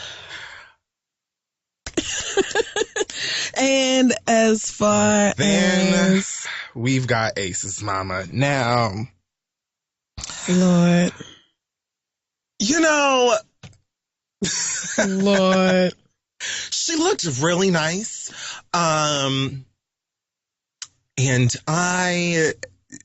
But also her journey, you know. The notes, though. She's been through so much. The sound of her voice, recently. And having to yell at Portia and Phaedra for however many weeks and months, I would assume maybe it took a bit of its toll.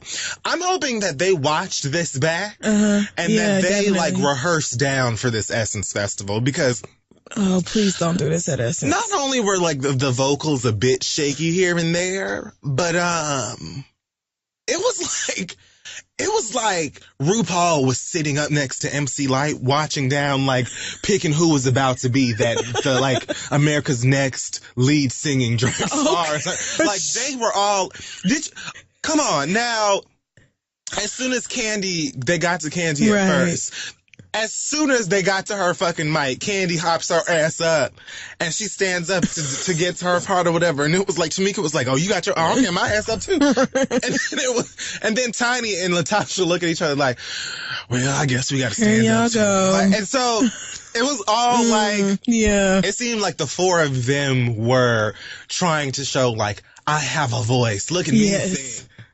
Here's my voice. Remember me from 1993? We know that y'all can sing. We do. Work on the unison. What is the point of having a reunion? There's no union. Yes. There's no unity. Can you imagine Destiny's Child on stage and it's just the three of them singing instead of the Destiny's Child harmonies that we all lived for and was 80% of the reason we bought them albums? What? No, we want to hear y'all as a collective. We want to hear the voices, and it would be best if they were all in tune and on pitch. This would just be, icing on the cake. So I'm really hoping they get that straightened out. Daddy's a woman. All right. All right. Why are you all... Where's this song going, sis?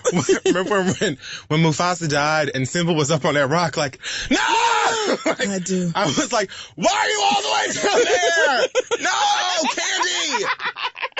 Because that's where her range was comfortable, nigga. She was comfortable way but down she in hit the that dirt. high note on the first song. Like, that was the best part of Candy's whole moment to me. And she Okay. clawed and scratched her way up there. See, that's the thing. I don't want to shit on Candy.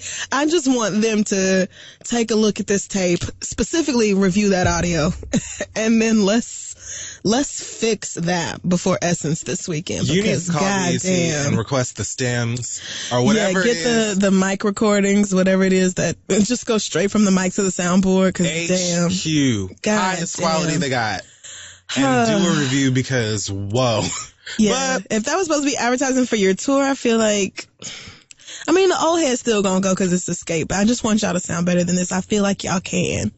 It's just a matter of working together. I would go for like, I'd spend $50. Yeah, $50. Okay, yes. I'm really thinking about it. I think I'd spend $50.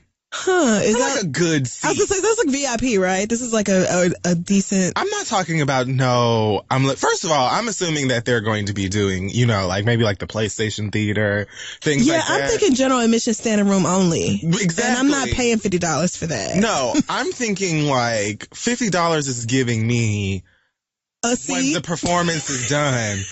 They can walk off and be like, good job, Latasha, and she heard me. You know what I'm saying? Yeah. Like, I definitely have the best snaps of everybody in here. Or, at least a t-shirt, a tumbler, something. Like, I'm getting something for $50. But I just want them to sound better. It's a small thing. I don't think that's asking but an important thing. Since, they sing. I mean, it's just. And music is what they do, and you have to hear it. Oh, God. But, Escape, so. Usually at this point in the show, it's like a movie quote or something, but I just decided that I would take the place of that for Kid Fury. My name is Dream. Kardashian. Oh my God.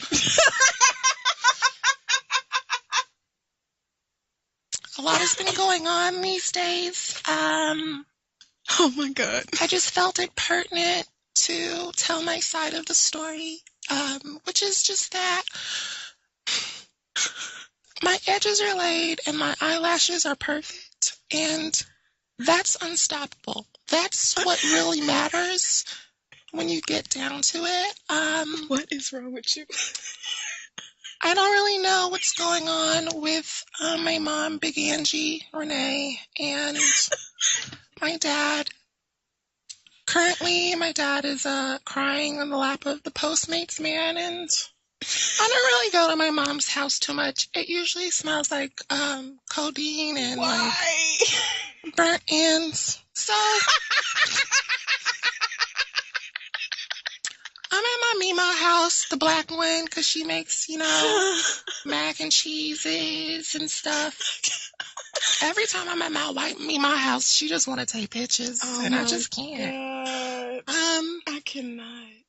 I've been trying to find some people to help me through what's going on right now. I called my girl Blue for some advice, and she just, when she picked up, she first asked who I was, and I said Dream, and she was like, Dream?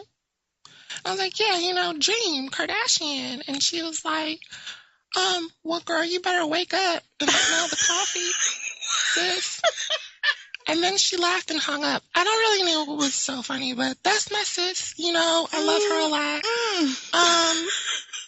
I spoke to my good girl, North, my cousin. Mm-hmm. And I was just like, my parents are crazy. I know your parents are crazy. How do you get through it? And she was like, first of all, bitch, only one of my parents is crazy. The other one is just weird. So you got a plight of your own. I don't know what plight is, but, we're working through it, and we're both gorgeous and perfect. So at the end of the day, we'll always be taken care of. I cannot with this. I've been hearing a lot about some guy T.I. I can't spell yet, so I don't know what that is, but, I'm just living my best life. Being beautiful and young and having creamy skin. And I thank you all for your words of encouragement. I will be just fine because I'm everything. Amen. It is so good to hear from you, Dream. Honestly, when you first started that voice, I thought you were doing Michelet. And I was like, I finally get the fucking movie. I finally get it. And then you started doing that damn baby. What is wrong with you? What is wrong? Is that your way of discussing the story? Are we not? Because I'm not saying shit else. I knew it. I knew it. I said he is getting it out of the way now. Yep. And we will not be talking about it again. Never. Y'all know there's a Kardashian Jenner embargo on this motherfucking podcast. I fucking knew. And you know what? While we're at it then, I also will just take this time to say that Miss Wallace, take every fucking dime they have. Take all of it, sis. How motherfucking black ass dare you think that you can put your fucking dug up mugs over the faces of icons and sell them shirts for 125 coins? Sharon Osbourne went off. Everybody. Suge Knight went off on their ass. I said, you bitches is marked. Do y'all not know who this is? If I was you, I would double my security, and I would just start checking over my shoulder. With that half-ass iOS press release-ass apology that neither one of y'all wrote. God damn, they are terrible. I want her to sue them. Take it all to infinity. You really beyond. put your ugly ass faces over these musical icons. Are you fucking kidding? It wasn't a well thought out idea. No shit, bitch. Nothing shit. Y'all do is well thought out. Y'all have taken L after L after L this year. I've not seen the Kardashians fuck up this much in a while. And then they wonder why people are like so over them all the time and acting like, oh, we just have to have reasons to hate them. Bitch, if I would have put my black faggot ass face over on a shirt so much. over like North's face or something like that and sold that for $12, they would have. Not only would Khloe Kardashian had a whole piece of rage for me on Twitter, they would have taken everything my whole family has ever had. Absolutely. So I want Miss Wallace to take not at all of it. See, that's what I love about Law and Order. Same. That is what I love. Doesn't matter. You can just pick it up whenever. Turn it on. Meanwhile, everybody's judging me because my first episode of Game of Thrones was the season 7 one, but I feel like if the show is about to end, I'm coming at the perfect time to be watching it. No, girl. You should do what I do when the show is about to end. That's when I start from the beginning. But I don't want to watch it from the beginning because that was what kept me from watching in the first place. The fact that people are always like, oh man, so many people died. Oh no, my fave died. Oh no, lots of women got raped this episode. Like, no. No, they still gonna kill and that's when I'll stop watching it. So next week. Maybe. But everybody said, you ain't gonna make it through the whole first episode, but I did. Nothing really too bad luckily happened. For you, nothing crazy happened this episode. And I imagine that means that they're gonna go insane soon, because I don't even think this is a full 10 episodes this season. Winter is coming, nigga. Winter is fucking here. Winter is here. The coldest winter. You don't know what that means. And the North has not forgotten. What have they not forgotten? The things that were perpetrated against them. The things y'all did to Khaleesi. Daenerys Targaryen. Mother of dragons. Okay. Yes, I do know that part. 7 episodes. Because Jay-Z bought Beyonce a dragon egg. That's why I know that. I told you ages ago that this is her favorite show. Yeah, and so that's why I thought maybe I should get into it. But maybe Beyonce has an iron stomach, and I just can't do it. I love that Beyonce loves that show. Iron Thrones. Episode 3 is called The Queen's Justice. So I don't know what that's going to be. I don't know. Is Cersei a queen? Cersei? Who? Cersei? Cersei. Is she a queen? Cersei is a queen. Cersei's a queen. Maybe it's her revenge. But Khaleesi is too, right? So maybe so maybe it's hers. Is Arya a queen? No. Damn, that's too bad. She doesn't need to be because Arya's a badass. She's a bad bitch. That opening scene, I was like, why am I not into this show? I think she's gonna kill Cersei. Oh, is she? I do. I think that she's gonna... Here's the thing about Game of Thrones, and it's torturous and also one of the best parts about it. The writers don't care about us or what we want. They do what they want, and they do what they feel like makes a great story. Right. And so they're not going to really do what you would expect for them to do a lot of the time, which is why I'm like 90% sure they're going to kill Daenerys. Maybe not this season. Maybe they'll wait till the next season, since I heard that might be the last, or season 9 might be the last. But she gonna die just because of how many people love her and want her to be queen. If not, I win. But if she does die, I saw it coming and I won't be as depressed. But I could see Arya doing all of that work, being blind momentarily, which you would know about if you watched it. I don't wanna. And coming back, and being sickening and having, Well, is she a shapeshifter? How does she look like that man in the beginning? They trained her with some secret art of pretending to be niggas. So it's not like she doesn't like have powers, but she knows some secret ancient art in order to be someone else, basically. And she can use that to her advantage. Some old niggas taught her how to do it. So she was nobody at one point because she was everybody. Oh. But it was all done in an effort to get revenge. Oh, yeah. On Cersei and the rest of what's Cersei's last name? Cersei. They said it in the premiere more than once. Cersei. Lannister. Okay, so she's gonna fuck them up because of what they did to That's right. the North. When you play the Game of Thrones, you win or die. Did you just read a tagline? I mean, actually, Cersei Lannister quotes. It was like the first suggested Google results. So, well, there is no middle ground. The North shall rise again. Thrones. It's going to get very vicious on there, and you'll never watch it again. But I think that you can make it through a power. Mostly niggas just getting a shot on there. So since you offered, I'm going to call my dad. Yeah. And see if he answers the phone. Right? Live on air. Yeah. Sure, why not? I mean, it's your daddy. I mean, it's not live also. We could just cut it out if he's crazy. No, you absolutely shouldn't. I mean, if he says something crazy. Please let this man. Would you have to let him know? Yeah. No, that he's on the air. Oh, yeah, no. Oh, God. Please pick up the phone. Like, I bet he won't. Please. Oh, God, please. We'll just leave a voicemail. He's not going to do it.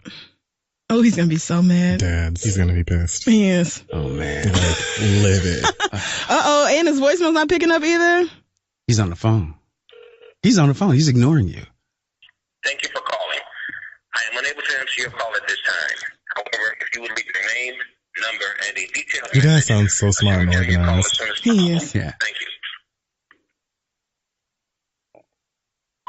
Hey, Daddy, it's me. So I'm recording my show today, and LeVar Burton is actually here in the studio with me. We were calling to say hi, but you didn't pick up the phone, so I guess you will probably just be sad about that forever that you missed it. But would you please say something to my dad? It's LeVar. Oh, my God. Where are you? What are you doing? What is more important than picking up the phone when your daughter calls? I love this so much. So, really just wanted to give you a shout out. You are, according to your daughter, absolutely. an Uber fan. And I just wanted to take this opportunity to say I appreciate you. I really do. Oh, wow. He's gonna die. And to let you know that I am a fan of your work. Because she's something else. She really is. Oh, wow. She is something else. This is a great she day is in America. fully. This is unbelievable. She's a fully realized human being. Wow. And y'all did good. Your daddy is gonna cry. I'm gonna cry. That's it. I appreciate you. Thank and you I'm a so fan. much for I'm a that. fan. Thank you. Peace. Kunta out. Okay, talk to you later. Love you. Bye. This is the best day ever. He is going to flip. Oh my God, he's going to be so mad. Thank you so much again for that and for coming through to this show. Such a pleasure, y'all. Yes, thank you so You bring much. joy into the world. You know that. I believe it because you said it. It's Right. true. If you say it's so. True. It's true. You bring joy into the world, and there's not nearly enough of that these days. I looked at it for the hour it was on, and MTV was very strategic. They put a lot of the shit you would want to see first. Okay. And then I cut it immediately, like 8:55. I turned it to Game of Thrones because, bitch, not only is it Game of Thrones, but it's the fucking season finale. No one has time for it. And it's not going to be back on for like a year and a half. What? Nobody is. No. We can watch Fifth Direction and all them people do their routines on DVR tomorrow. And what a finale. I have to, okay, and it was everything. My woo, heavenly word. It was, man. So the very end, I said, oh no. Rest in peace, Westeros. It's over. It's over. It's a wrap. Like, they have everything at this point. Call Dany because she need to get her kids and come get this. Just too much. Like, the Night King really came just crashing through the clouds with blue flames. I thought, it's going to take them forever to get over the wall. No. Actually, countdown from about 20, sis. Tormund saw it. He said, oh no, run. So, go. Everybody needs to leave. Like, did anyone get out in time? They fucked everything up. And what was delicious to me was that when one of the other White Walkers, like, when he had all his whites pause real quick, and that, like, frigid, stillness, whatever that is that they do is always creepy. It is. And then here they come. So really what he was saying is, hold on, y'all. Give us just a second. Yeah. Stand back for a second while we take care of this little thing.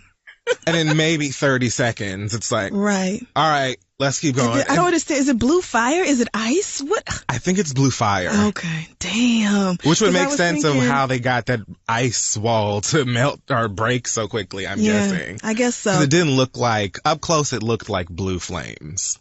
Whatever it was amazing. The budget on this show is insane. I know it is, but damn. That was fucking crazy. And then Littlefinger, my nigga.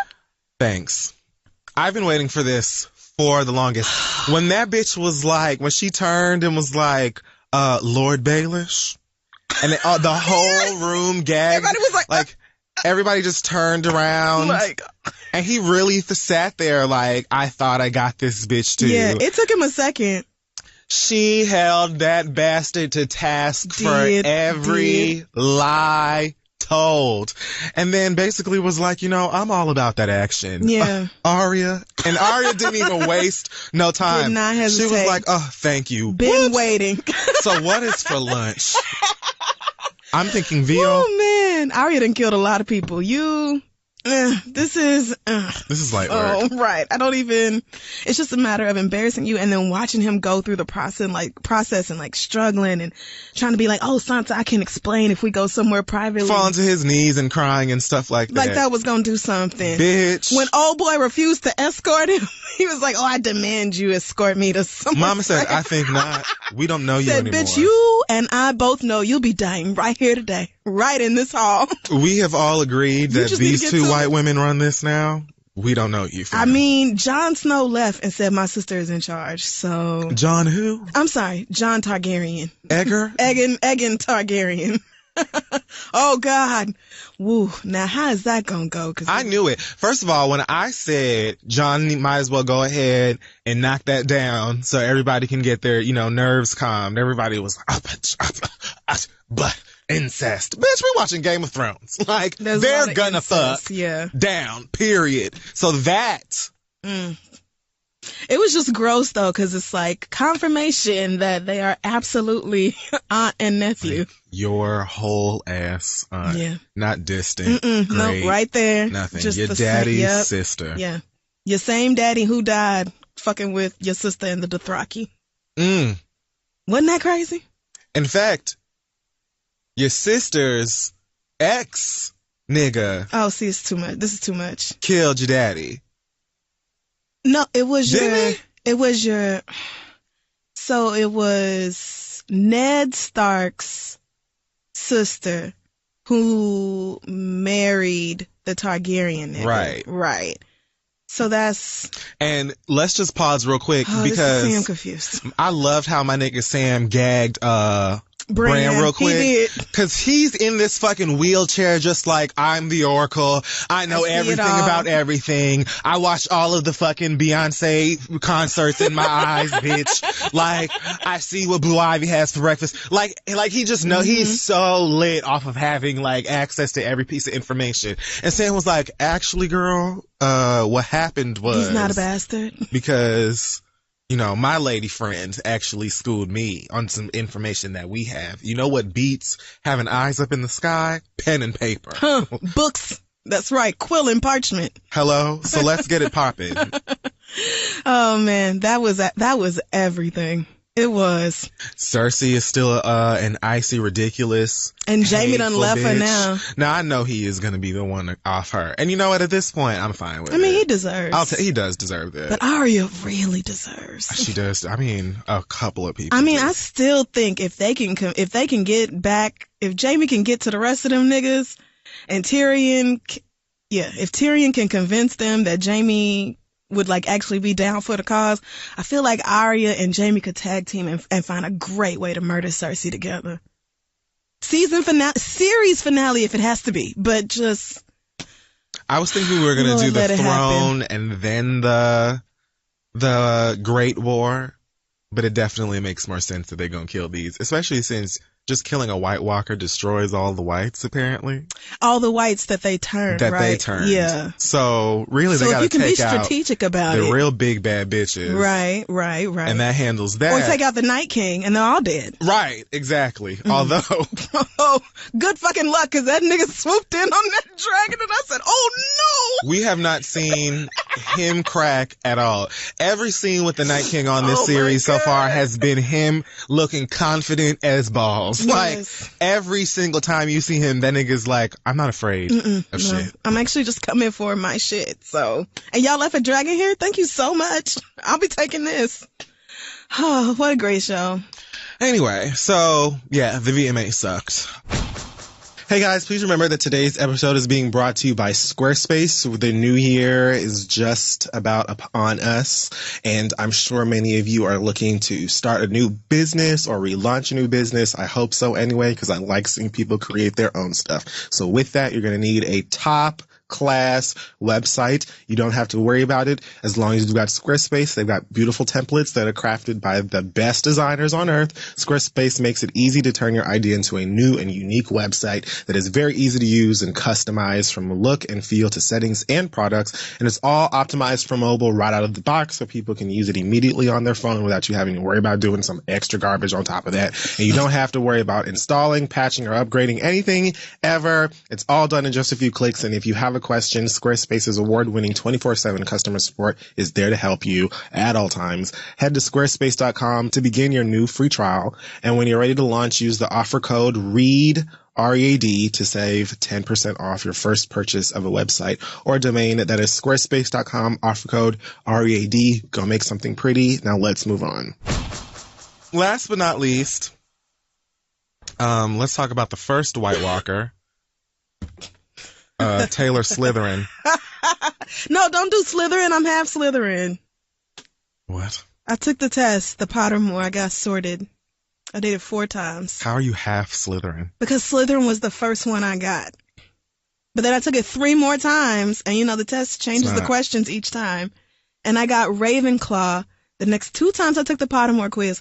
And then I took one that was the whole quiz with all the questions in one, and I got Ravenclaw on that one too. So I'm calling myself Ravelin or Slitherclaw. That's better maybe. But I'm not going to denounce my Slytherin. I'm not going to accept it as my soul house either. And I don't have to, because the hat was going to put Harry in Slytherin until he said no, anything but. Harry Potter literally is like the savior of the wizarding world. Okay, I can be too. I have a scar right here. And sometimes it hurts. And when do white people not come for me? I can be an exception, is what I'm saying. 3 more times I got Ravenclaw and only 1 Slytherin. No, don't do this. You have to pick one. No, I don't. Harry Potter is not half Slytherin. And Harry Potter was like... This isn't... No. He had a little bit of Voldemort. Right. That's where that came from. That was from, missing the curse. Well, I'm only a goblet of fire, so maybe I don't know everything. The hat was a little bit high. Okay, the hat was not high. Didn't realize that wasn't who he was sensing. That's why she was like... The hat didn't know who Harry Potter was. Okay. She didn't know where to put Mama because there was like 2 things going on in there. I'm just saying, if Harry Potter can almost be put into Slytherin and then go somewhere else, so can I. And everybody was like, Slytherin gets a bad rap because of the books. I know they turned out the most evil witches and wizards, but But they have also turned out lots of great ones. But they have turned out lots of great people also. Like? Well, we don't know them. That's what I'm saying. The book's a little biased. Okay. But still, I'm Ravenclaw. Leave me alone. Well, about this White Witch. So, Taylor Swift is back. Taylor Malfoy. I imagine her as Draco's mama. She has a new album coming out. It's called Reputation. Not just look on your face. Because who gives a shit?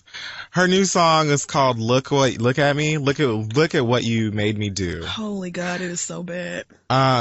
It sucks a lot. There's a video that came out also alongside the VMAs, I heard.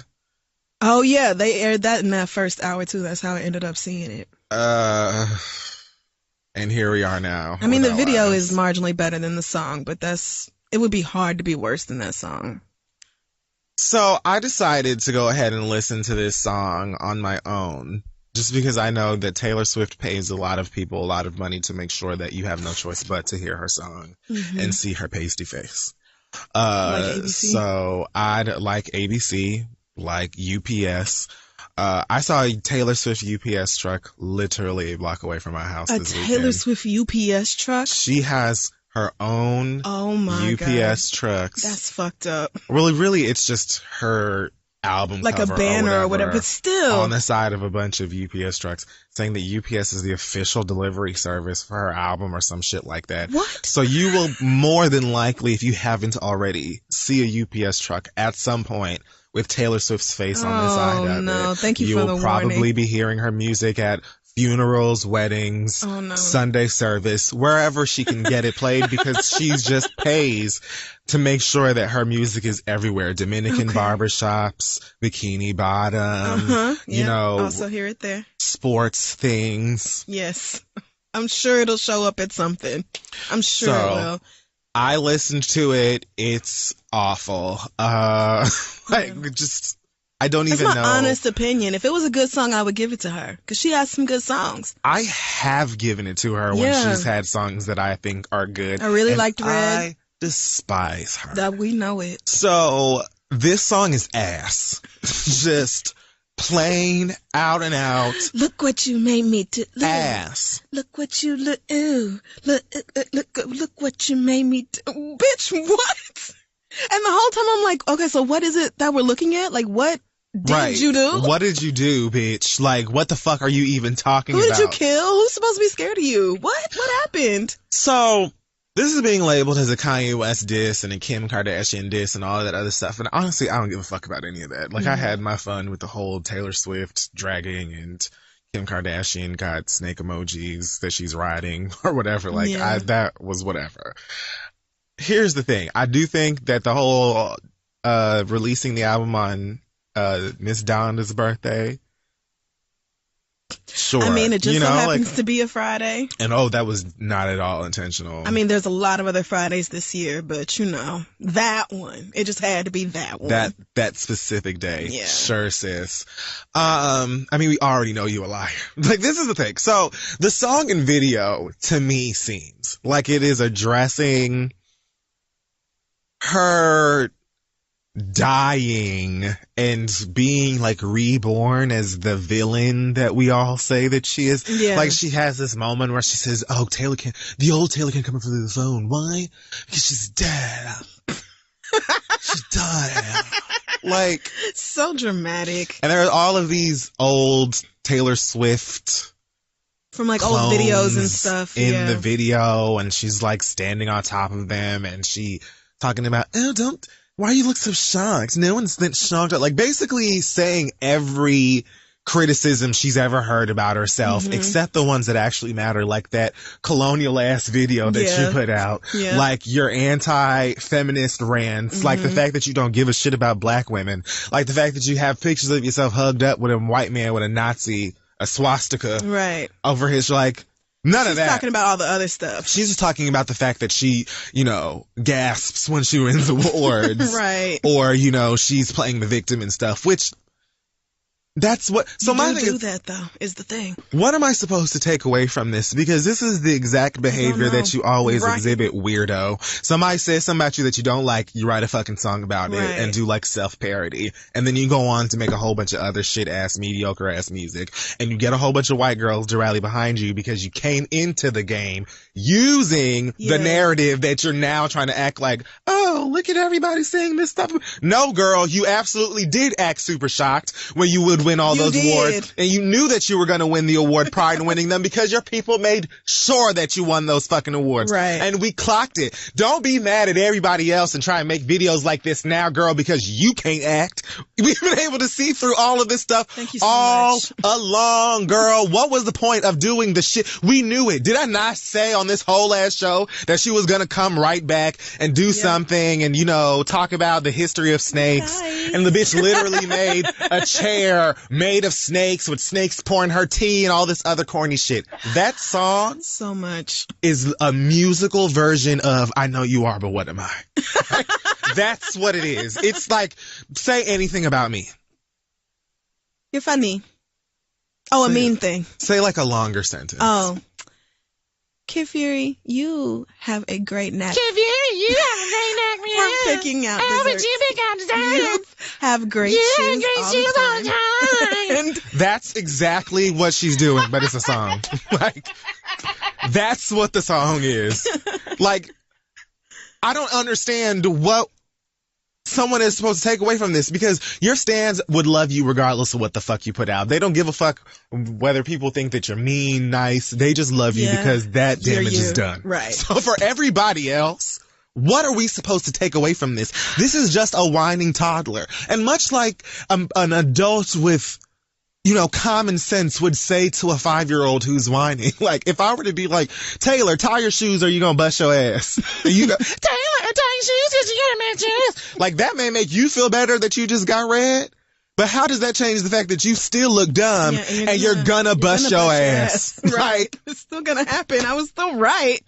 Like, okay, sis, because my shoes are tied. I'm not gonna eat the asphalt. You are. So, Taylor Swift is a liar. Taylor Swift is the first White Walker. She's the Twilight King. She sucks hard, and I can't stand her. And I am just satisfied with the fact that people finally see on a much larger scale what I've been trying to say, that she ain't shit. She ain't ever gonna be shit. And she is walking white lies.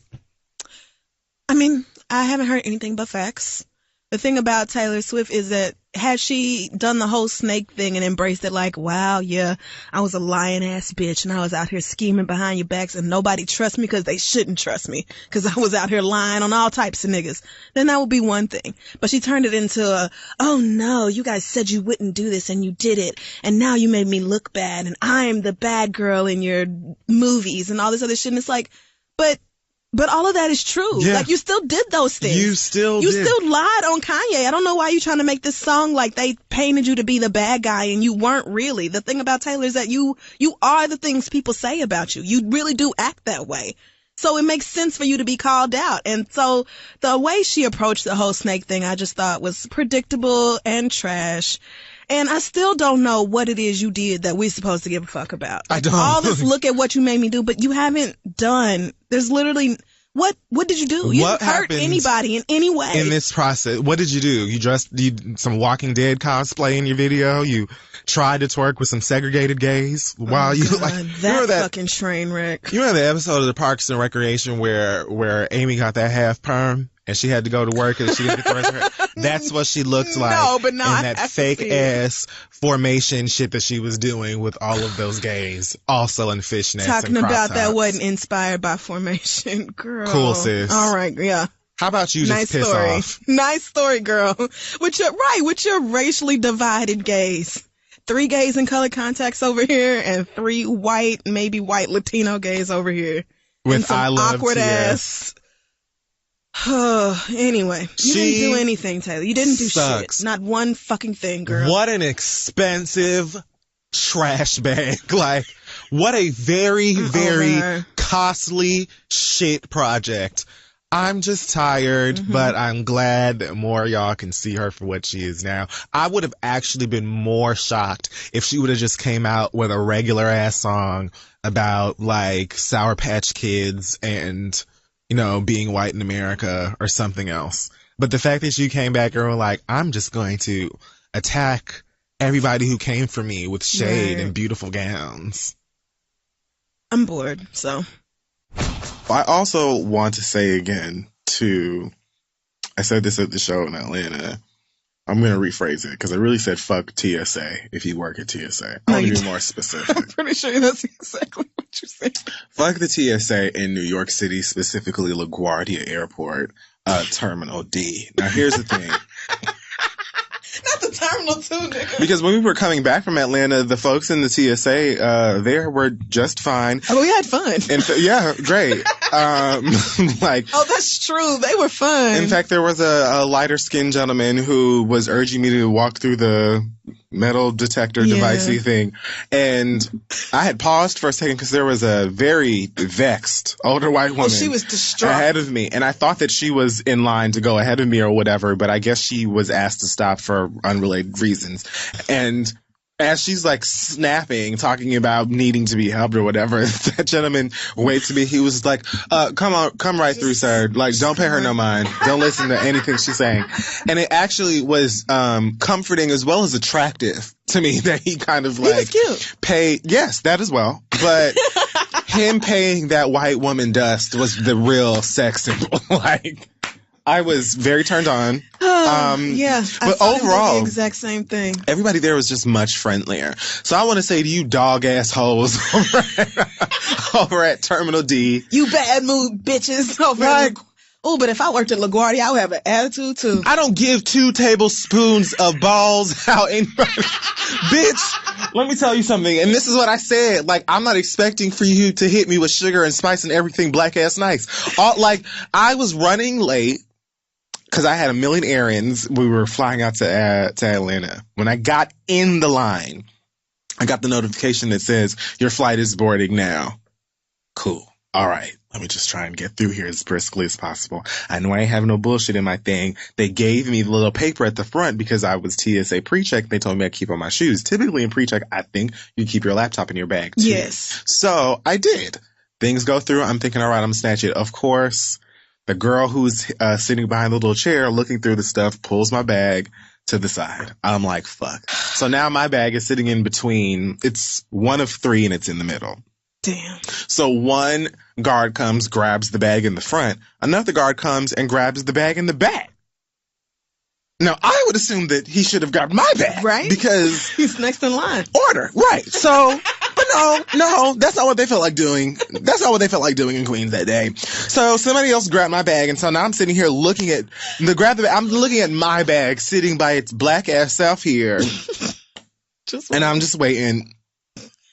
I feel like, I'm rational in most cases. I like to be fair. Before I blow my fucking lid, I like to exhaust every measure that I can think of so that there is no reason. You can't come to me and be like, oh, you wilding out, you're being irrational. No, I'm not. I waited. So I stood there and I waited for a couple people, motherfuckers are walking by, paying my bag and I'm mine. I said to the young, mind you, everybody in this section is black. Everybody. I said to the girl, excuse me, miss, my plane is boarding right now. Can somebody just check my bag really quick so I could go? This wench says, okay, well, that's not my problem because I'm on the line or whatever that thing is called that her job is. Okay. She told you that wasn't her problem. I said, well, I can be everybody's problem in here. If that's what you need, if a problem will expedite, I feel like I said expedite 8 times today. If a problem is what we need to get me to my gate, then I can supply that. That's not a problem. Sure. So finally, some guy comes and he's like, is this your bag? Now I feel like y'all trying me. Now I feel like y'all are disrespecting me. You know what I'm saying? And I was patient. I'm the one here who's in a hurry. You know what I'm saying? I am the one who has some place to be. Oh, man. So he goes and grabs the thing or whatever. He's like, they are playing you. We have to test the laptop or whatever and the bag. They swipe that whatever cloth on it and then put it back through. Okay. I said, whatever, go ahead. It takes him and some other light-skinned girl to be a team between my one bag and computer to handle all of that. Finally, it goes through and I snatched my shit and I just walked off. God, I would have been so pissed. I want for you sideways knuckle dragging ass bastards over there to know that I don't care. Like, you don't have to be super friendly. I've had several jobs in my lifetime where I had to clock in and I wanted to be anywhere else. Sometimes I would have rather been in hell than at work that day. I get it. But if I'm coming to you as a human being, I'm not asking you to do anything but what the fuck y'all supposed to do any motherfucking way. I'm not asking you to do me a favor. I'm not asking you to put me on a private jet. I'm not asking you to let me know, when Sir and Rumi and Blue and everybody else come through this bitch again if they ever do. Like, I'm not asking you to do anything but what the fuck you're supposed to do so that I can go and not miss my flight. That's it. No, it wasn't your problem that I was running late, but what I was asking you to do, I wasn't even asking you to leave your position. She gonna tell me it's not my problem because I'm doing this. Bitch, I know you're doing this. I'm asking you the same way that you say, hey,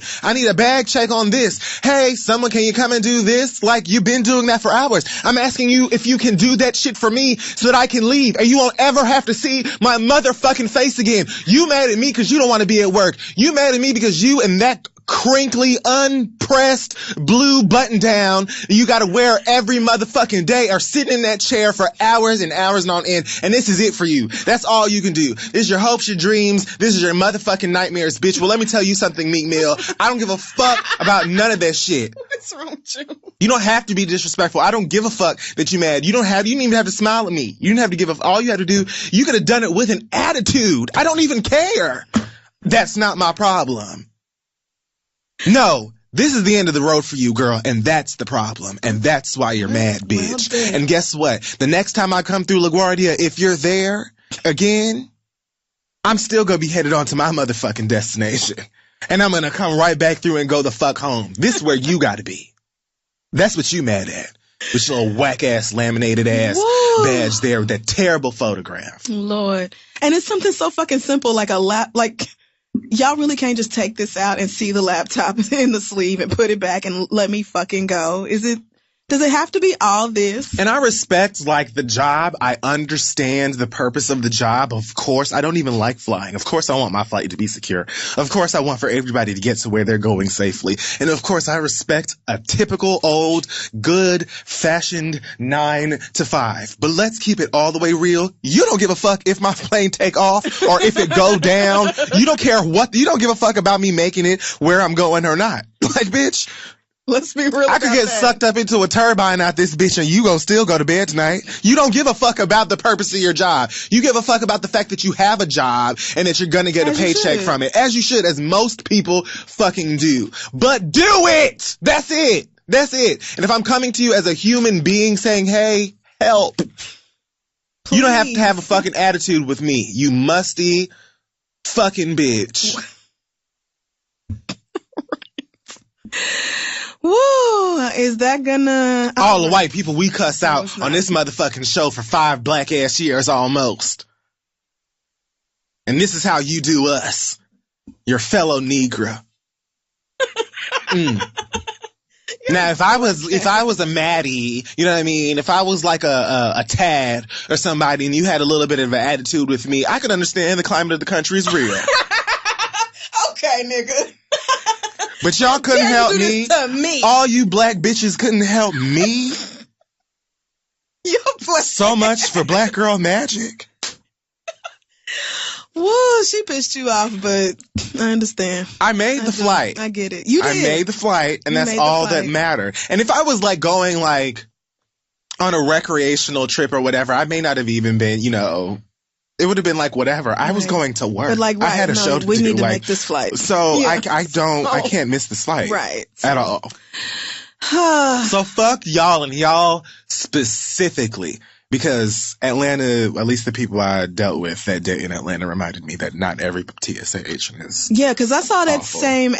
that same white woman was having a conniption in front of me. I didn't even know what her problem was. Right around her, and that TSA agent you was talking about was clowning her to her face. Because she was like, can someone come scan my purse? Is no one working over here? And he said, no, they all just quit.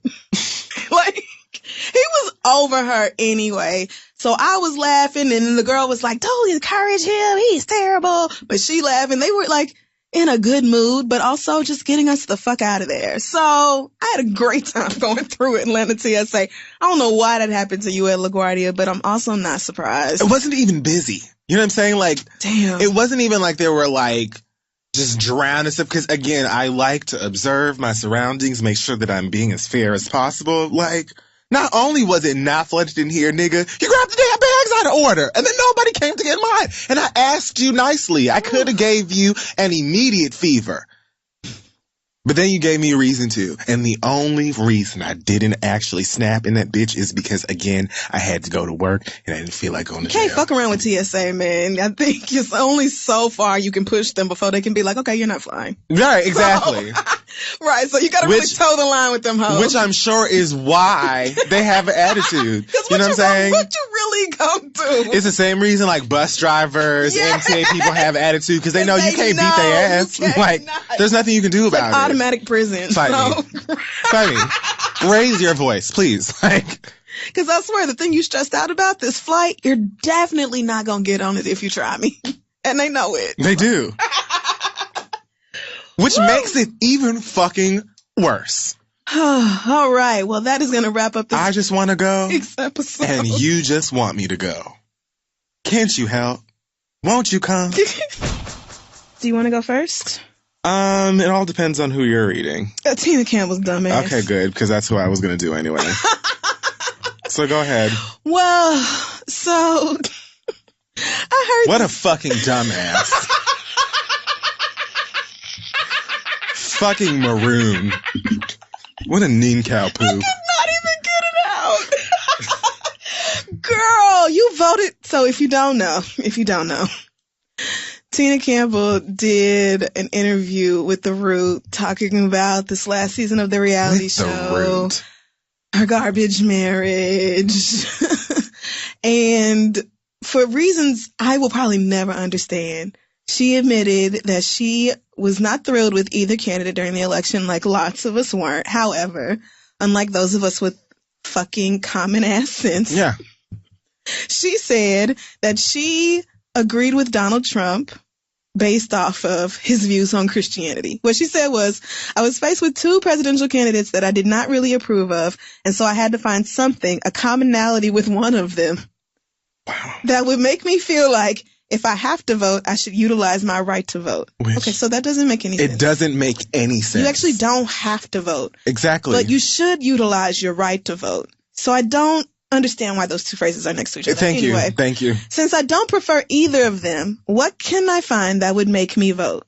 And some of Donald Trump's views on Christianity, honestly, is what caused me to vote for him.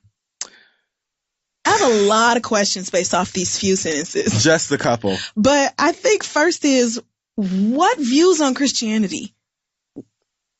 I need one Donald Trump quote about Christianity that made Tina Campbell feel like that was the nigga she needed to vote for. You can't possibly mean Donald Trump's life. Like I think what she's trying to say is that she thought Donald Trump would be anti-abortion, and so is she. And so maybe that was like, I think that's what she's trying to say. But what you can't tell us is that Donald Trump's views on Christianity are the reason you voted for him, because nothing about that nigga is Christian. Nothing. Girl, his views on Christianity. You mean to tell me that you looked at Donald Trump and Hillary Clinton and you said, I need to find a commonality with one of these people.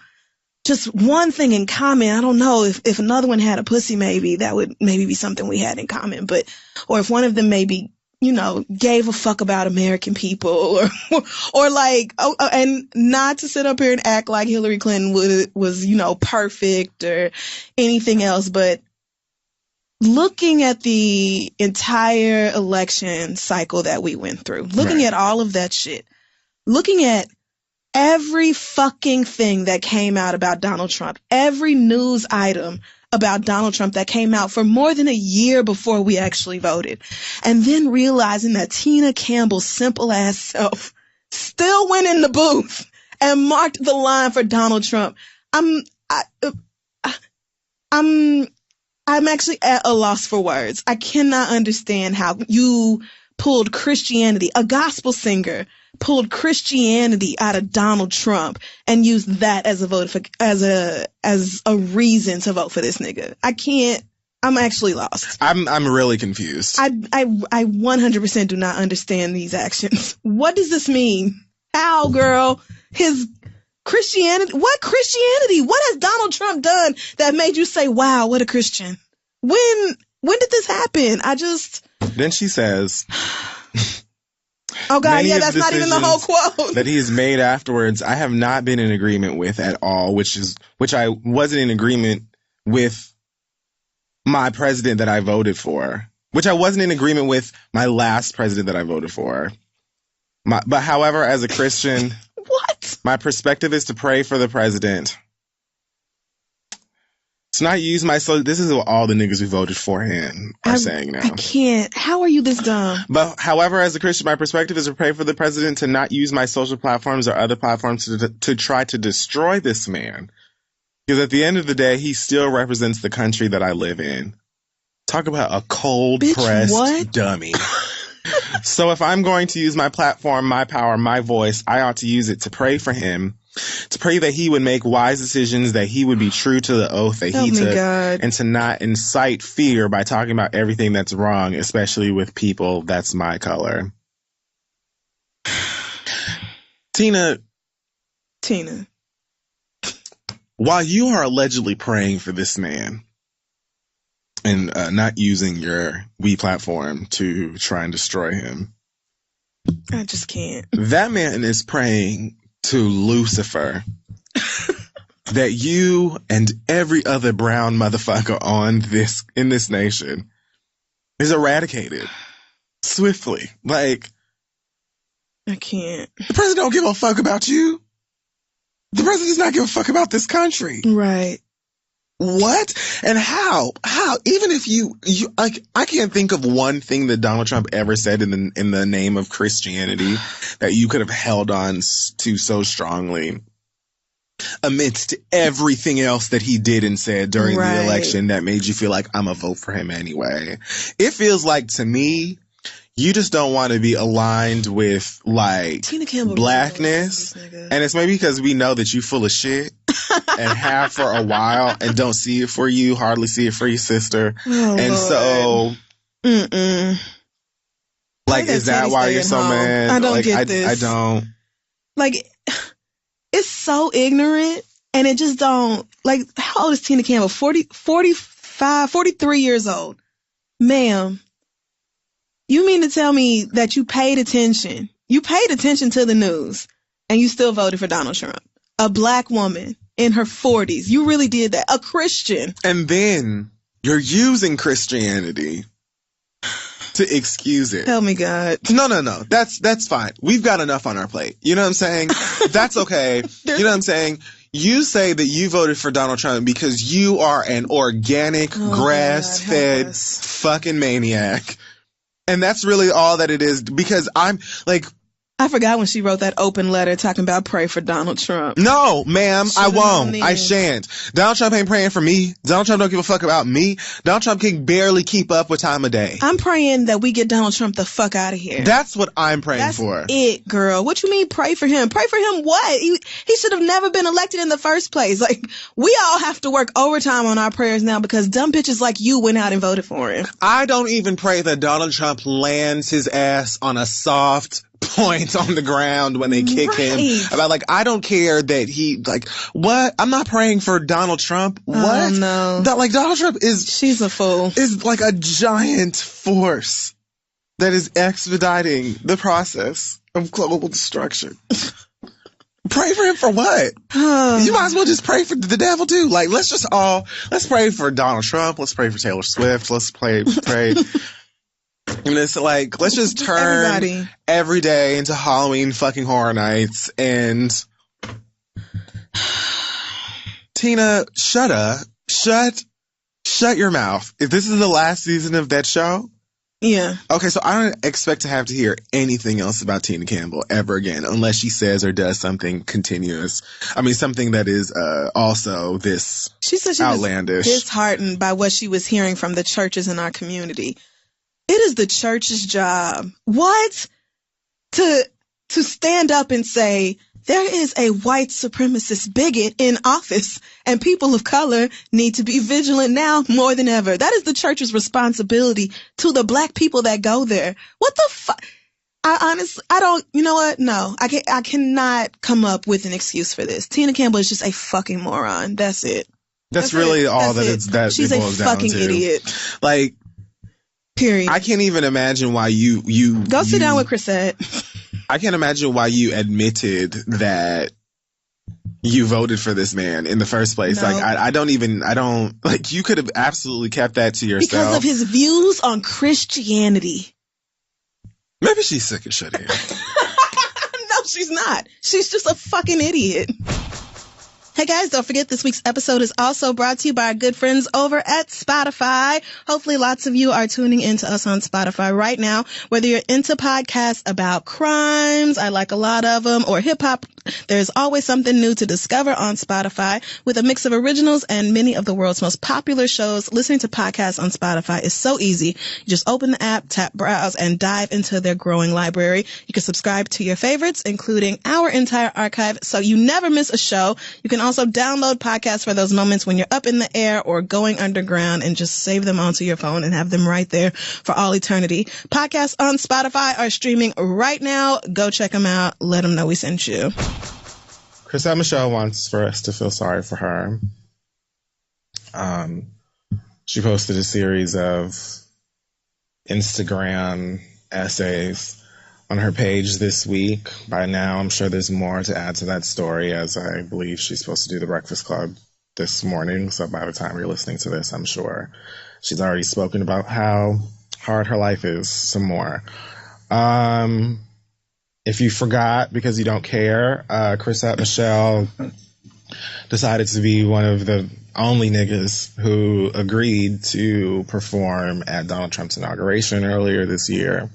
And basically, most people with brown skin turned their backs to her. Right. After that, if they were ever facing forward to begin with. She followed that up with passionate interviews and social media posts that were, the tone of them was mostly like, you niggas are ungrateful. I was trying to help you bitches out. And didn't you see my Basquiat skirt? Like, because we were there to make a statement to show white America who we really are and how strong and beautiful we are. And the administration had you there to make a statement. And that statement was way louder than yours. You didn't hear yours at all. You didn't even get to meet him. That must be the dumbest part in all this. He does not know who you are. He didn't invite you. He really didn't care. He said, get a Negro, and you were the one. I don't even understand how you... Anyway.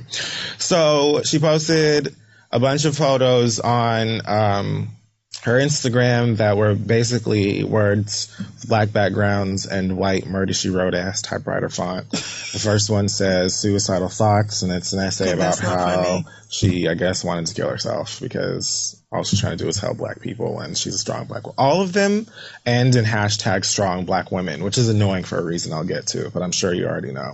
She also posted, I had a miscarriage, and said that the stress from the whole thing caused her to lose a baby that she and her, I don't know if she's married or a boyfriend or whatever, were having together. She also apparently posted a photo of the miscarriage, which... No, girl. For what? I don't have a comment about that because I don't want to say I do. You can share your hurtful words or your sad story, your pain and all that without including something that damn graphic. I do not need to see a photo of your miscarriage. Like, I understand why you might personally want to document that, but you keep that to your damn self. Like, that does not need to be uploaded for the world to see. No, ma'am. Anyway, people have accused her of it being fake and that she got the photos from a website or a forum called Baby Center. Don't know if that's true or what? not. That's even worse. You posted somebody else's miscarriage? I would like to say that, I would like to assume, I'm going to hope and pray that that's not true. Wow. It's something wrong with her. That would have, I mean... Bitch, what? I really don't have words for that. You know, I'm just going to say that's not true. I'm going to pray it is. It's common enough to where people feel the pain of it, or even just the thought, you know, of losing a pregnancy that you wanted to carry to term. Like, people relate, they empathize, they feel bad for you. You don't need to go find somebody else's pictures off of Reddit and post them like they're your own. What the fuck is her deal? She posted one that says they dropped me and talked about how Capitol Records dropped her from their label after however many weeks of work, music she was putting in the studio, pouring out her heart. The label decided to walk away from her. She's not playing victim, but she's just human. You're not playing... You're not playing the victim, because in what way are you a victim? I'm sure Capitol Records took a good look around and realized that a cool 85-90% of your support was gone. You wasn't going to sell no records. You weren't going to sell tickets for a tour or anything else. It just seems like a smart business decision. Right. So they said, let's just go ahead and cut off the bleeding before it gets worse. Also, I want to point out that in the miscarriage post, she said, this experience of a broken nation showed itself in my own physical body. Does she think that her was womb, when I knew I had to pull it together? Your womb is not the state of the American democracy, girl. See, I don't want to laugh at somebody going through something that hurtful and that terrible, but bitch, what? I think it was just like an attempt to be poetic and basically saying like the grief or whatever from like her the drama. skirt. She really made it sound like everything going on in America is reflected in her reproductive system. Then she said, yoga saved my life. And talked about how she's encouraged to go to yoga. She said, my man saw my anxiety and gifted me with a 200-hour yoga course in New York City. I was the only black girl, the only curvy girl. Just how you like it. But we were one. I was still a lot. I listened a lot. I studied a lot. I wondered if Christians understood these yogic concepts. I don't know if that's... Come on, yogic. Say that. I've never heard that word before. No, I'm loving this. Could I be Christian and a yogi at the same time? I lived for the philosophy that I could live a life without being attached to outcomes. I didn't have to own what people called me. I could experience life from an enlightened and loving place. And then it's just a bunch of like, you know, from the ashes I rise above, or whatever else. Strong black woman, namaste. You know, here's the thing. I mean, I feel terrible that if you had a miscarriage. I've had suicidal thoughts many times before, still struggle with them sometimes. So I get this. I can empathize with it. Mm-hmm. But my sympathy, like, it only goes so far, girl. Donald Trump, you forget what's at the root of all this. Like, you want us to feel so bad for you and come running back to you like it's Chrisette from the first and second album, and you're not that girl no more. Like, you are the one who chose to go perform for Donald Trump. You probably still haven't gotten your check, however small it was. And now you're mad that because you made that choice, we've made the choice to no longer support you as an artist. But that's our decision to make. You don't get to tell us that we're wrong for that. There are very, very, very many strong black women, since that's the term that you're using, who knew better, that we can still look to for inspiration, and we can still look to, you know, for motivation, and we can support them, and they'll be at the front lines and all of that stuff. Like, I mean, you feel abandoned because you made a fool of yourself, and in a way you like aided this bullshit idea that, you know, black people are gonna support Donald Trump because look, we got one of them, because he's the president. Right. And you claiming like this is what I was trying to do or whatever because I had this skirt on is just foolish. Like that was the part that if she would have came away from that situation and been like, you know what,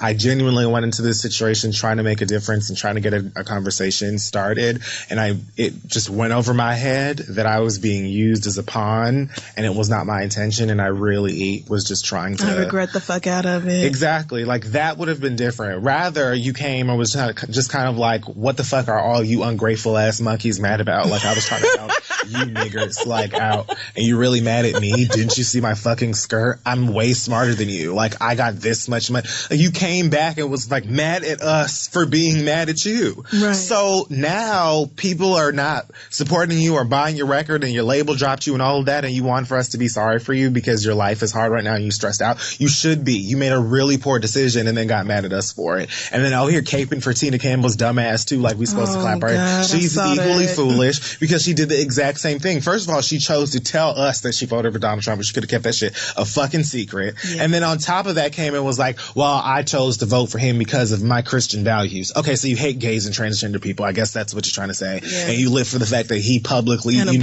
and all of that. So you live for that. That's what. So we not fucking with you anymore, and you're upset with us? Then go sing for white Trump supporters. Like, maybe they'll have you, girl. Go sing for your people then. Like, what are you you expected all of us to convert to this, oh, well, Trump's the president, so we'll just support him anyway.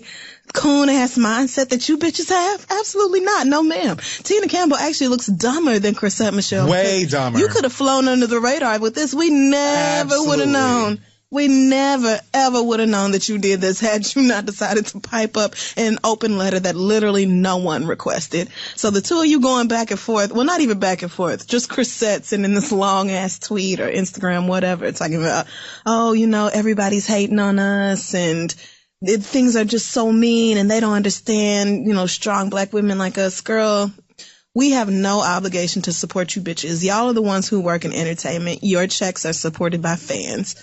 If you do something to alienate your fans, then that's the end of your money. Like, yeah, you're going to see shit dry up. You're going to see shit happen like low concert sales, Tina having to cancel her spring leg of the tour that she's on, I guess, because they haven't sold enough tickets to support going on tour. Now, Chrisette getting dropped from her label. This is what happens. You wanted white approval so bad, go get it.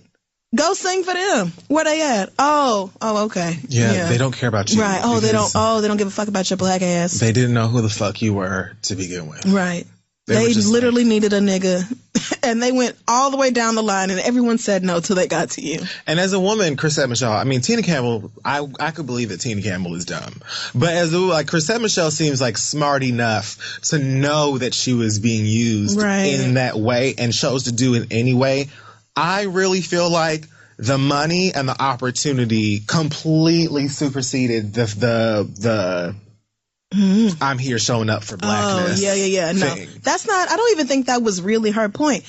I think her motivation, her drive behind it was, I get to perform at an inauguration.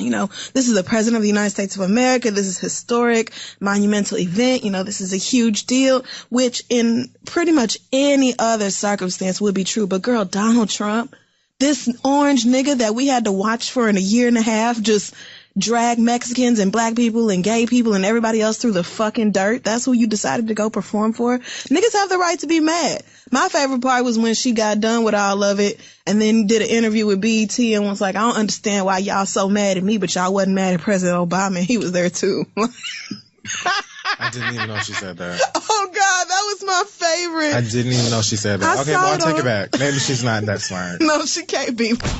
Our first question comes from Whitney, who says, I'm listening to one of your first episodes ever. Love, Dustin. And I heard you ask that people email you questions that weren't asking specifically for advice. So I want to do that to spice things up. Thank you. Okay, girl. Those are nice. Yes, thank you to everybody who goes back and listens to episodes from 5 years ago. I cannot understand why y'all would do that. I'm not going to question if you like it, I love it. Have fun. You both have mentioned that you have siblings, but we don't hear you talk about them often. I love when you guys talk about your parents and stories from them.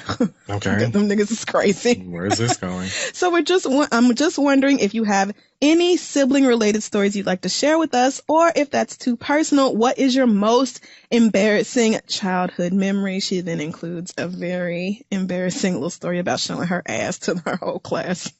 when she was 5. So what about you? Do you have any great sibling stories or an embarrassing childhood memory to share with the class? An embarrassing childhood memory. I think I was hard to embarrass. I don't think it was that hard for me. I'm trying to think of. I was pretty fuckless out there.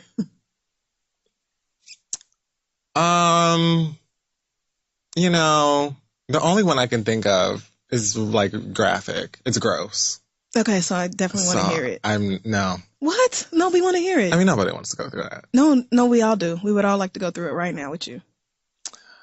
I had to have been in like the first grade, and I just remember I was going to like a private Christian school because my parents, and most of the other students obviously were white, and they all loved chocolate milk. Like they all loved that little raggedy ass chocolate milk that comes in a little fat carton. Yeah. And I've never been like a milk drinker.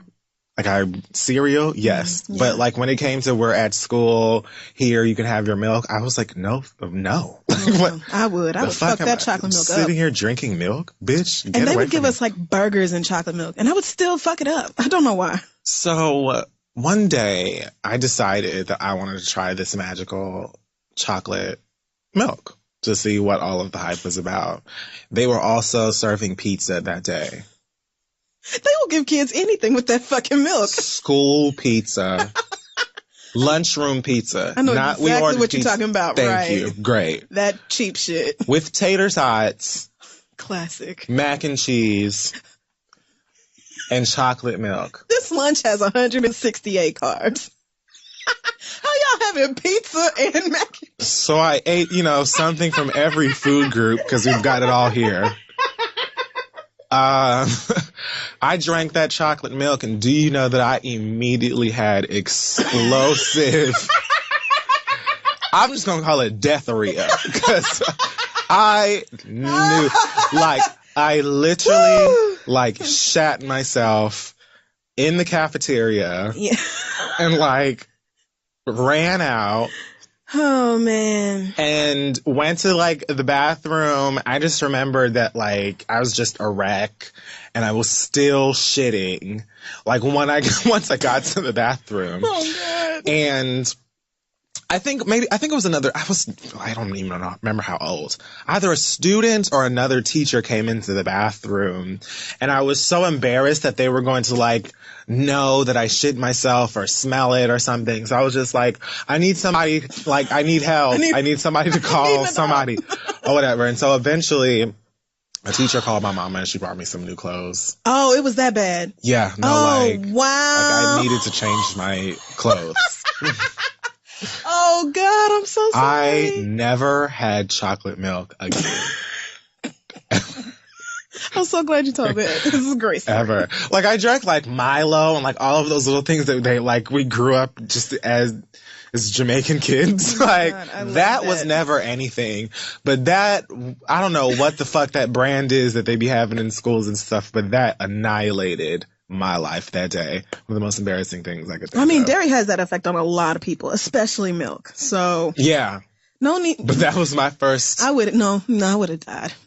That is pretty bad. Shitting it on yourself at school, that is bad. And uncontrollably shitting at that. And I was a year younger than everybody in my class too, so I know that I was the tiniest, shittiest thing. It was just awful. There you go. Look how deep we are. We are really powerful. Oprah, call us. We could easily replace Iyanla. You know who else is deep? I have mammy titties and everything. B.O.B. Bitch. All right. Cut it off. That's it for hot tops and frigid bottoms. We're taking a break. This nigga said. So this is apparently something that happens almost a month ago, but I'm just hearing about it this past week because each and every single one of y'all sent this to me. This nigga posted some hotep shit on Instagram of some nigga talking about how the white man changed space and time. We're not doing that. So that niggas would be, what did he said, he pronounced disoriented wrong, I feel like. Did he really? Wait, what was this about? Was this the spaceship thing? Because elders always taught us that all the original places, each one of them was original place names of places over here. And was at a later date transferred overseas to confuse us, because when the European came to power, what he did was change up chronology and geography, or the time-space coordinates. The time space disorientate. That's what she said. The time space coordinates. What are those? They changed geography.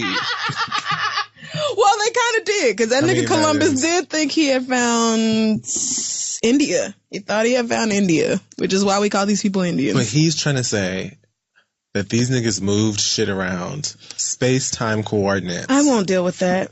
I won't. And then this nigga B.O.B. posts video of a map. No, I won't do that. I don't even know how to word this, but it's basically like a compass, I guess, in the corner of this map. Okay. But it's like upside down. So the way he's recording it is almost like to imply that now I gotta find nobody knows where north is, or it's like some dumb shit. The map is literally just like, what is it? Louisiana Purchase Exposition. It's like a carnival or something. Bitch. And it's literally just stating that this direction is north, and like, nigga, what? Like, you didn't find some ancient artifact that is proving that white man created some sort of conspiracy in what direction is which? Like, what? What is wrong with this nigga? Anyway. This is about the slavery thing, right? This is the caption. Okay. They say slavery lasted 400 years. America is only 250 years old. Right, nigga. Meaning slavery happened before America was established as its own independent nation.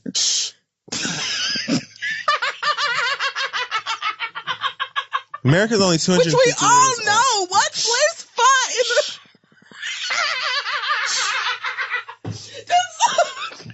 See, the problem is that you went to your fucking high school. And they brainwash you into believing what the white man wants you to believe. Oh, about the Revolutionary War? You ever seen a slave ship? They can find a billion-year-old dinosaur bone, but can't find any slave ships. What does that have to... So this nigga is saying that because he's never seen a slave ship before, that slavery never fucking happened, and it couldn't, the conspiracy is that white America discombobulated directions. I'm pretty sure, first of all, that we have definitely found remnants of slave ships. Oh, they're all over the world in like various museums. But also, does he think an entire, generations and generations of our elders were lying to us about what we went through? I don't know. Because most of the, horrific shit I've heard about white people in slavery has come directly from my ancestors. Directly from, starting with my great-grandmother. So I cannot fathom why do you think all the niggas got together and was like, let's get in on the joke? We're just going to tell everybody that slavery was a thing. You know what? I'm trying to make sense out of nonsense. Actually a paid actress. I'm trying to That's what they don't want you to know. What a fool. Is it still... Bitch. Let me find his Instagram. This can't be real. I don't even know. Pray for this child. I mean, what could you possibly be? America is only 250 years old. Do you know how old this piece of fucking land is? Right. And nigga, Do you think this land only popped up 250 years ago? Nigga, did you think that they made slave ships out of Wolverine's claws, bitch? Adamantium, or whatever that fucking metal is called? They were wooden. I don't understand this at all. They old, bitch. The fuck? What are you talking about? You can Google things. Slavery is happening right now in this world. So for you to be a slavery denier, especially a Black American descendant of people who were enslaved in this country, and to deny that because you ain't never seen a slave ship. Even though if you Googled slave ships, you would find some information that would help you out. I mean, it's so easily. I can't. Is he on your sick and shut in list now? Is he like Tyrese? I'm just going to go ahead and drop him in there because this is just too much. Something's wrong. The flat earth thing was strange enough. That was trash. But there are so many other people that you can find on like Reddit or wherever the fuck else that will back you up and wear your shirt and do whatever the fuck it is that you got in terms of the flat earth movement. Yeah.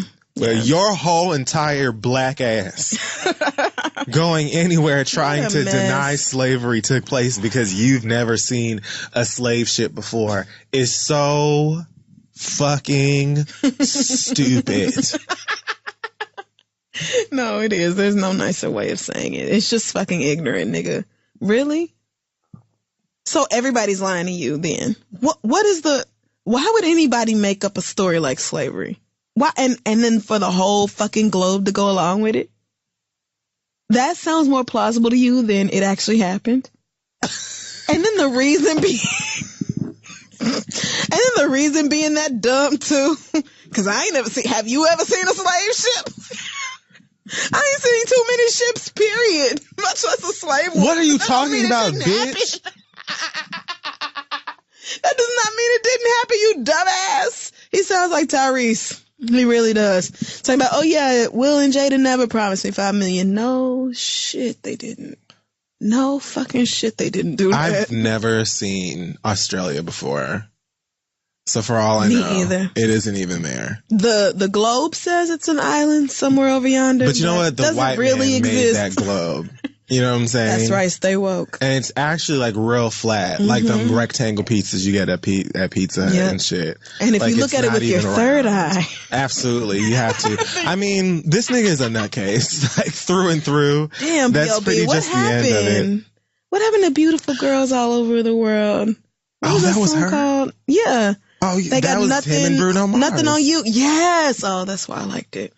Damn, I guess it was. Fucked up. And that was before his Jigaboo era. Well, but I mean, B.O.B.'s Twitter has gems like sad place. Earth is not a place, it's a state of mind.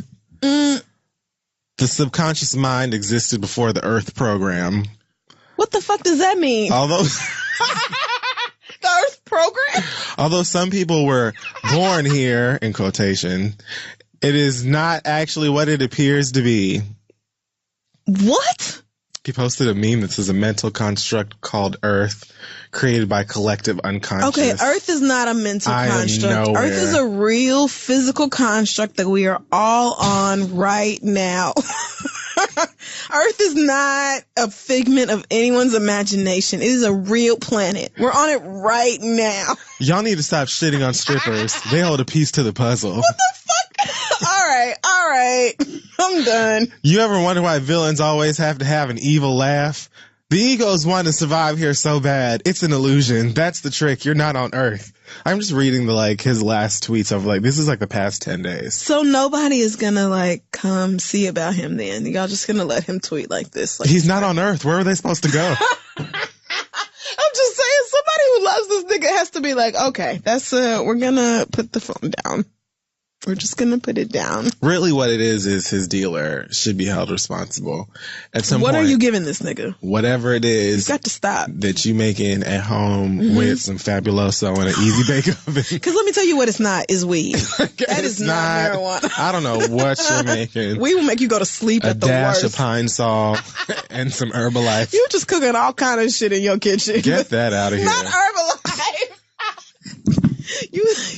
Hey guys, thanks for listening to our best of episode. Yay, 2017. Thanks for giving us a great year. We hope that you enjoyed this episode, and thank you for allowing us to relive all of those crazy, insane, ghetto, loud, weird, shady moments with us. Do not forget that today's podcast episode is being brought to you by Sonos. Sonos One blends great sound with Amazon Alexa. That is the easy-to-use voice service provided by Amazon for hands-free control of your music and more. So go and get all futuristic with them so you can play your songs and change your lights with one Sonos speaker. Now, for a limited time, Sonos is offering listeners of The Read 10% off one order of $2,500 or less for any product on Sonos.com.